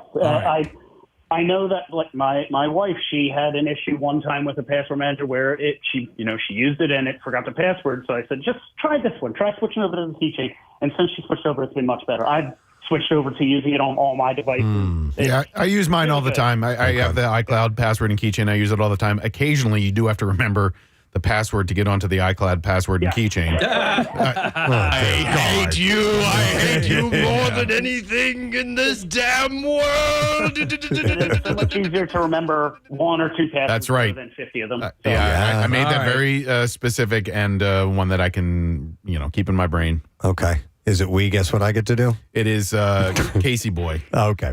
All right. Well, thank you, John. We appreciate the assistance, sir. Hey, guys.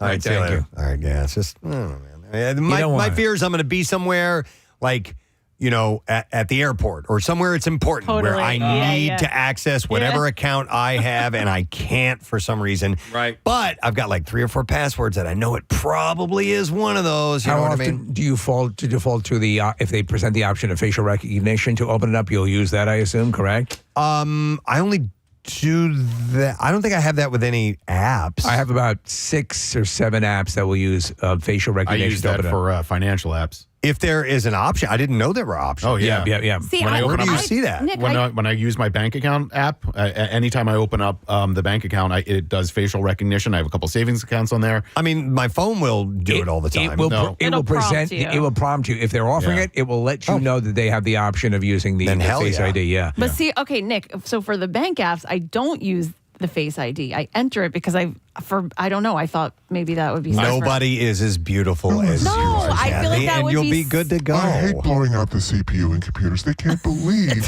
that someone is as beautiful as I am. I honestly thought, So many Kathy, people worked hard on those computers. I thought nobody's got an ugly mug like me. So, I figured that honestly, it's harder to replicate. So that's why I figured. Oh, I've I've had Nick do the scan on me, and the computer actually said, "Come on." Okay. Knock it off. Yeah, You're trying to fool. stop putting Use up. a real face. No human looks like No. that. All right. Well, anyhow, thanks for the assistance. All right, we've killed enough time. We can do the bizarre file. And then right after that, your chance to win $1,000. WMMR presents Preston and Steve's Bizarre File. Brought to you this morning by the Leukemia and Lymphoma Society. You can join Nick McElwain and Team Luke in the LLS Big Climb Philly. It's Saturday, May 11th at Lincoln Financial Field. To register or donate, you can go to PrestonandSteve.com. This story is out of Kentucky. A 39-year-old named Jesse E. Kiff has pleaded guilty to identity theft and computer fraud after it was discovered that he had faked his own death to avoid paying his child support. According to the details in the plea agreement, Good Kiff, dad. accessed the Hawaii Death Registry system in January 2023, used details of a doctor living in another state, and created a case for his own death. Pretty ingenious, actually. Yeah, it is. He then I don't want to pay this. I'm dead. assigned himself as the medical certifier for the case and certified it. He swore to his own death. Yeah. As a result, he was enlisted as deceased in many government databases. All of this to avoid paying more than $100,000 in child support to his ex-wife. I wonder what the alerts on his iPhone look like. Kiff was found out later that year and indicted in November 2023, and his ruse was said to have caused around $195,000 in damages to not only his ex, his family, and the computer networks he had infiltrated as well. And kids he wasn't taking care of. Yeah. A doctor this is a terrible story, was killed when she fell out of a moving caravan, a trailer, while desperately clinging to the door during a family camping trip. Monica Warnicka, a pediatrician from Long Island, was in a silver 2024 Airstream with family members as they traveled. This was this past Saturday. Her husband, Robert, was driving the Ram pickup truck, pulling the caravan as it passed Watertown, New York. Suddenly, the Airstream's passenger side door blew open, throwing her from the camper van. She was left holding the door handle for dear life as family members who were in the trailer with her watched in horror. It is illegal to tow passengers in an Airstream in New York State, in addition to being something the company warns against. Motorists driving behind The vehicle said that she lost her grip and fell, hitting her head on the highway shoulder and suffered fatal injuries. Ambulance transported her to the emergency room and she succumbed to her injuries. So New York State police are investigating the fatal accident. And in New York, it is illegal to ride in a trailer that isn't a fifth wheel. You can ride in a fifth wheel, right, but Airstreams are not considered fifth wheels. It's my understanding they were traveling to go look at the eclipse. Oh, yeah. Okay, yeah. And you know what? I think Airstreams are cool looking. They're awesome. I've never been inside of one, but I've always wanted to check one of those out. There's a show that I got sucked into a couple of weekends back where they were modding up these Airstreams, and they're they're awesome. They're the coolest. Nice. Well, this is a don't ride in one when it's being towed. Getting a speeding ticket sucks, and you know what sucks more? When you get a ticket for a car that was clocked speeding while it was being towed. What? Oh, man. Yeah, Cleveland's Joan Gibson was shocked when she received a $105 ticket in the mail from the city, especially since the photo of the speeding vehicle included with the ticket clearly showed that it was being transported on the back of a flatbed truck when it was being taken to a mechanic. After receiving 2 tickets, Gibson went to the local police for help, but was directed to a third-party vendor they say oversees the ticketing program. As of now, the situation remains unresolved, while government officials seemingly do nothing but pass the buck and bat the issue around. And Gibson is concerned about the effects that the ticket will have on her driving record and insurance rates as well. Absolutely. So why don't they go after the person driving the tow truck? I think they caught the license plate. I think the camera caught the license plate of the car and not the truck. But there would be a record of whoever you would think towed so. her. But she needs to I guess she's going to have to get a lawyer involved, and they're going to have to kick the door down a little bit. Let's see. Hong Kong authorities have made the city's largest ever gold smuggling bust, seizing 146 kilograms of the precious metal. And what's interesting is it was disguised as machine parts. So the haul is estimated to be worth more than $10 million. Wow. It was intercepted last month en route to Japan. A 31-year-old man has been arrested and released on bail pending further investigation. $10 million, $10 million, $10 million, $10 million, $10 million, $10 million. So I mentioned Goldfinger earlier. In Goldfinger, he smuggles gold by making using car parts made of gold. This is similar to that. Smuggling is a serious offense, carries up to 7 years in jail under Hong Kong law. Customs officials said they made the discovery while examining 2 air compressors, which drew suspicions due to their unusual texture and weight. The examination ultimately found that both were riddled with gold that had been molded and camouflaged into parts such as gears, screws, and motor cores. There you go. That's pretty ingenious. So didn't work for Goldfinger, though. Authorities suggested a crime syndicate looking to evade taxes in Japan may have been behind the operation. Goldfinger! Yes! All right, one more story. One more story, and then we will wrap it up. Let's go with this one. A pack of wolf-like dogs who police say have gone feral are on the loose in Shingletown, which is an area in Northern California. Oh, you don't want to go into Shingletown. Don't get in That's there. where they got them dog wolves. According to the sheriff's office, the department said that it was aware of 6 of these wolf-type animals remaining in the wild and have been actively working to capture them. Well, let me ask you, were they wolf dogs or dog wolves? Police were first notified of the hybrids last week when the pack roaming the area. We're going to need some ligers. In Shingletown. Killed another dog. The feral animals were determined to be wolf, husky, Malamute hybrids. I lost my wife in Shingletown. That belonged to a local resident who has since been cited for having unlicensed and unvaccinated animals and strays. Killed by a wolf dog. The owner also was cited for kennel violations. So is it legal to own the wolf hybrids? Well, it depends. Whether the region and government, at the regional and government level. At the federal level, some laws state that a cross between a wild and domestic animal is a domestic animal. I'm going to take you to Shingletown. However, states can have their own laws. To keep me running from the dog wolves and the wolf dogs.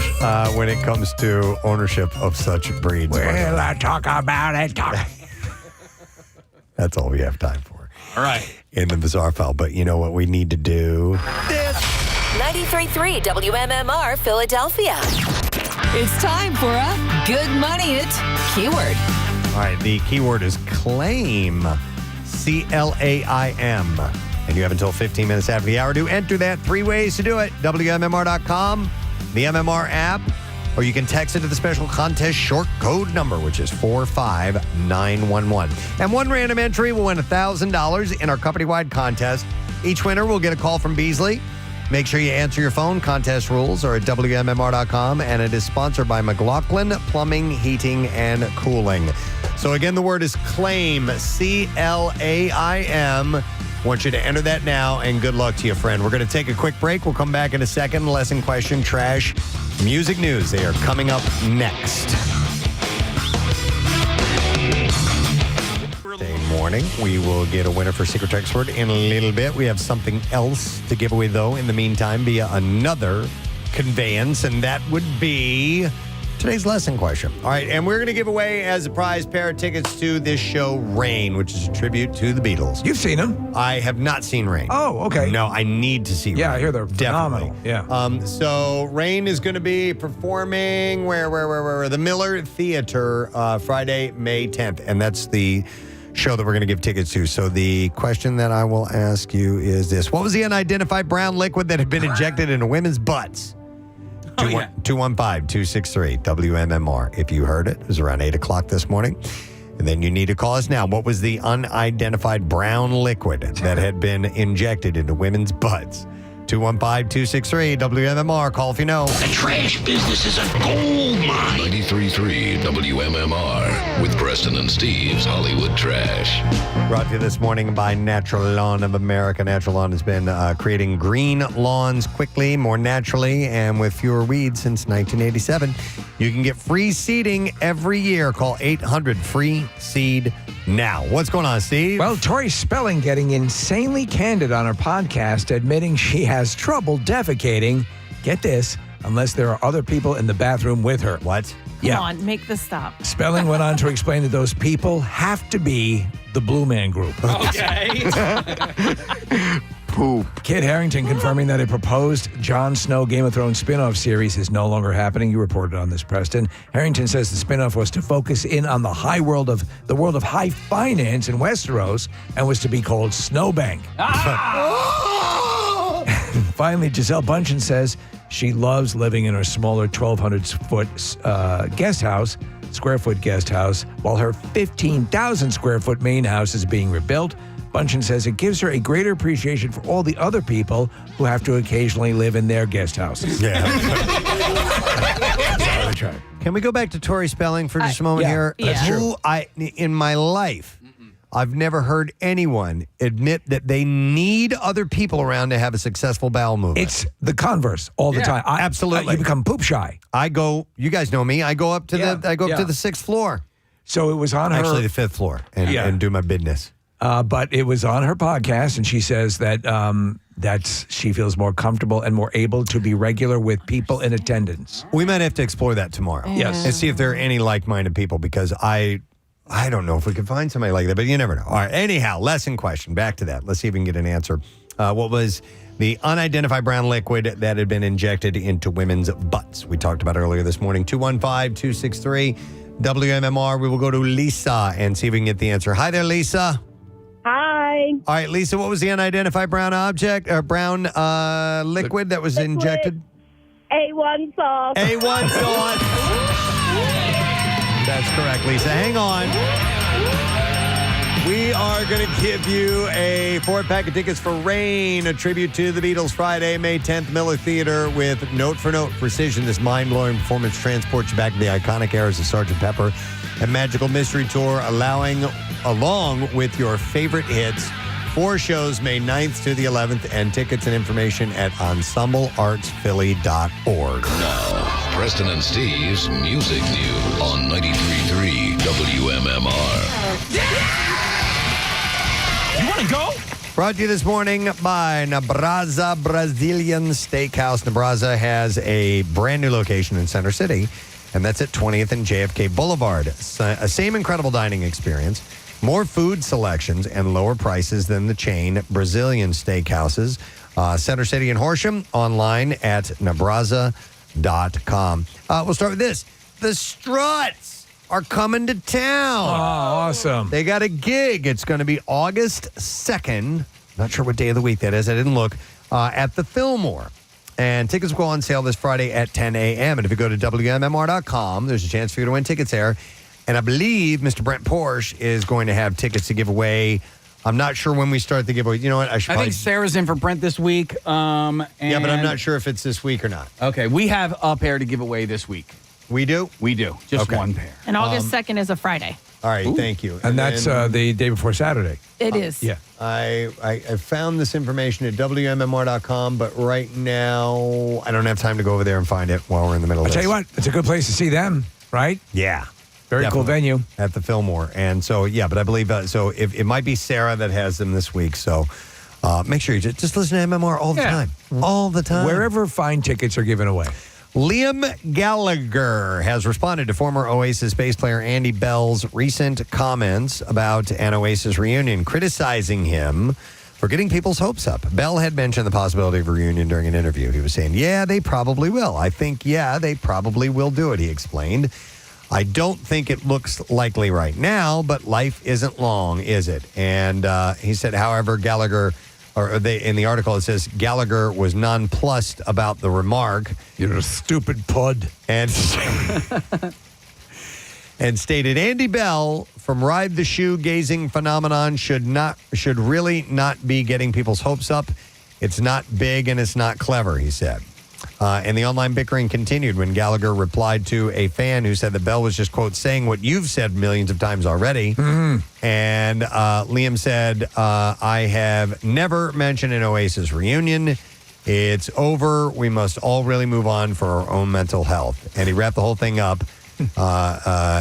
Bell finally ended the back and forth by saying, apologies, didn't mean to get anyone's hopes up. Nothing to see here. Everyone's always so wound up. Yeah, exactly.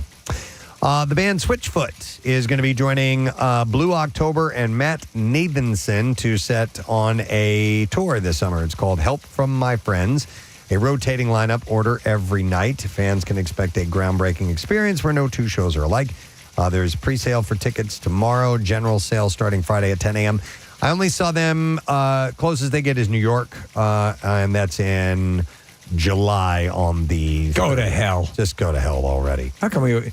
Well, we get a lot of the shows and we get a lot of the tours. I can't say that it's like it used to be, but there's still... Sometimes we just get bypassed. Yeah. I just think it's the geography. Get away from me. See? But maybe they'll have a date. We'll see. And then finally, a death report. Keith LeBlanc, and I wasn't familiar with this guy. He was an influential drummer and producer known for his pioneering work in early hip-hop. He died at 69. His legacy spans 4 decades, and then they mentioned the bands here, and then I'm like, oh, okay. He was in the Sugar Hill Gang. Sugar Hill Gang, of course. Rapper's Delight. Yeah. And collaborations with acts like Ministry, R.E.M., and 9 Inch Nails. And in fact, his drumming can be heard on an iconic track, Apache. Wow. He plays... Dun, dun, dun, dun, dun, Yep, that's him. And also Grandmaster Flash's The Message. In addition to his... There you go. That's him. In addition to his session work, LeBlanc released 6 solo albums and founded Blanc Records. He also contributed to socially conscious projects like Sun City and worked with artists ranging from Peter Gabriel to Living Color. It's a great song. It is. Who never called them? No. All right, by the way, a lot of people realize that is an authentic Indian song. I did not know that, really. Tonto, jump on it. No, I had no idea. All right, that's all I have in music news, and we have something to give away. Secret text word time. So let's get a caller. Kathy, who's going to be? What number? 7. All right, call number 7215263-WMMR. Let's see if you know the secret text word. We'll come back in a moment and find out who our winner is. And we'll also wrap up the program when we get back, so stay put. We'll be back in a moment.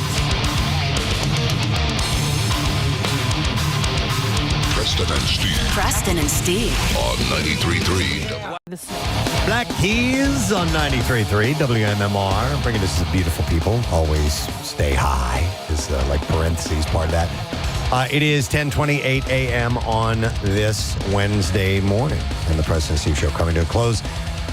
Wednesday thing that we do, secret text word, and we were looking for a caller who might know that secret text word, so let me see. It was caller number 7 we were looking for. It just so happens to be Raz that's on the line. Hey, Raz, good morning. Good morning, fellas, everybody. What's up? We're good, bud. All right, if you give me that secret text word, we give you the prize. What is it?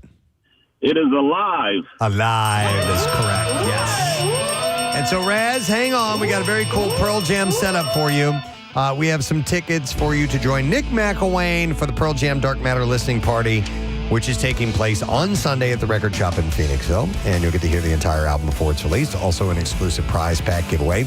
And you get a pre-order Dark Matter at your local store as well. And we're also going to get our random texter to be set up with that prize too. And it is... Wow. Ted, what would you say that last name is, Casey? Ciuta. Ciuta, S-I-U-T-A, from Phoenixville, Pennsylvania. So Ted's going to be at the record shop's in Phoenixville. Yeah! Right around the corner. That's perfect. So congratulations, Ted. We will set you up. And I can't wait to hear, how that turns out in the whole album, what we can expect. Used to be something that was, they would do fairly frequently. It was a big deal. I love that they've sort of returned to it. You get to share your love of this band with other people. Yep, absolutely. All right, let me see. Well, we're done with the program. I would like to thank very much John Brazier for stopping by today. And the City Connect uniforms debut on Friday. They've released what they look like, and they're already on sale, but the team gets to wear them for their first Friday home game this Friday. And DJ Jazzy Jeff is going to be there playing an after party and all this stuff. So, yeah, it's cool to have John stop by this morning. And we have Carney Wilson on as well. So, from Wilson Phillips fame. And she has got a cooking program, which is going to premiere on Tuesday on Access TV. And it's called Sounds Delicious with Carney Wilson. She's got all kinds of celebrity guests that are going to be there. Tons of stories. Yeah, John Stamos, Dee Snider, a few of the names, Mark McGrath, a bunch of them. So it was nice to have her on. Let's see. We have Pierre Robert, who is here. Hey, man. Hello. Nice to see you, sir. Nice to see you is glorious. Letter of the day? Yes. All right. Preston and Steve on 93.3 WMMR. Now, the Daily Letter. And the Preston and Steve show is brought to you today by the letter. A is in apple. And J is in Jax. Yeah. A is in apple. All right, so... The incredible Shift Travel Table is what we're giving away, along with 4 Tommy Bahama beach chairs. The most convenient portable umbrella table available. The Shift Travel Table is a sturdy tabletop with large cup holders, a patent-pending beach umbrella with swivel arm that allows it to rotate 360 degrees, and the unique anchor mat that makes it safe for the beach, even on the windiest of days. You can check them out at shiftoutdoors.com. So we'll give it away on Friday. Cool. Is this one of those devices that you guys were talking about where you load all your stuff on it? No. And pull it up? This is a table. Oh, okay. Yes. But it's an awesome table because Casey and I got one, and we took it down to the beach all last year. And it's fold out, it's very compact, and then you open it up, and you're like a table on the beach, Yeah. Dude, we put all kinds of stuff on there. And what's great about it is it's weighted down by the sand. It's not going anywhere. So the pictures seem to suggest you could sort of sit at the table and have a meal. Yeah. Absolutely. Yeah, that's play pretty cards, wild. whatever. Yeah. Wow. It's really cool. That is great. I watched last year at the beach while this family, I think they had 3 kids, the wife and the husband, and the wife is walking in with one beach towel over her arm, and the kids are running in with their little buckets and stuff. And the poor husband is schlepping this cart of some kind, overloaded with everything from umbrellas to coolers and he looked absolutely miserable. And I watched it in slow motion, and she ignored him. The kids ignored him. He's there. He's the pack mule that's bringing this stuff in. Yep. It was wild. Yeah, that's how it is. Here, that's why I have a rule. If you can't carry it, it's not going to the beach. That's good. So I'll carry as much as I can, but that's it. If not, then you're carrying it, or you don't. It doesn't go. I think that's fair. She doesn't know. She doesn't know. They don't know. You don't know. You don't know the wonderment of What do this you mean? amazing device that Casey. Oh no, that's too big and bulky. It's awesome. It's awesome. I'm sure it is for you, but not for me. No, it's wonderful. It's the Phoenix Beach Buggy. Phoenix Beach Buggy. It's a badass. Can I carry a case of wine? You can could carry 1,000 easily. cases You of could wine. a bunch of Listen, cases of wine. that is included. Your There you food go. and whatever alcohol you want to take, it's got to fit in the gotta cooler fit there. that you carry. That's why I like going to those beaches like in Florida where they have the chaise lounges and the umbrella's already in there and they have table service and somebody comes up and gets you drinks and stuff like that. That's a What good one, would it too. be, Mr. Pierre? Yes, that would be nice. Yep. What's up on the show today, dude? We will have workforce blocks of Queen. Brian Setzer, the great Brian Setzer of Stray Cats and Brian Setzer Orchestra fame. We'll get to a block of them. The record company, we have another pair of tickets for the Pearl Jam Global Theatrical Experience. It'll be fun. Excellent. Thank you, Pierre. And I want to thank our sponsors. President Steve Show is brought to you today by Dunkin'. And the President Steve Show runs on Dunkin'. Also brought to you by Acme Markets, Fresh Foods, Local Flavors. And Natural Lawn of America. Get free seeding every year. Call 800-FREE-SEED now. Tomorrow on our show, we got a couple things. Obviously, we have more of the Good Money It. Pierre's going to have your next chance to win here shortly. We'll have, of course, Crack It All Off at 8 a.m. tomorrow. And we also have the big dill pickle party coming to town. Yes. We are gonna, it just says here pickle party gang. Yeah, is going that's to be. what Marissa wrote to me. All right, so we have better bring pickles. Pickle party gang tomorrow. So we'll find out what that's all about. That's it. We're done. Ray John, have a great day. We'll see you tomorrow, friend. Bye-bye.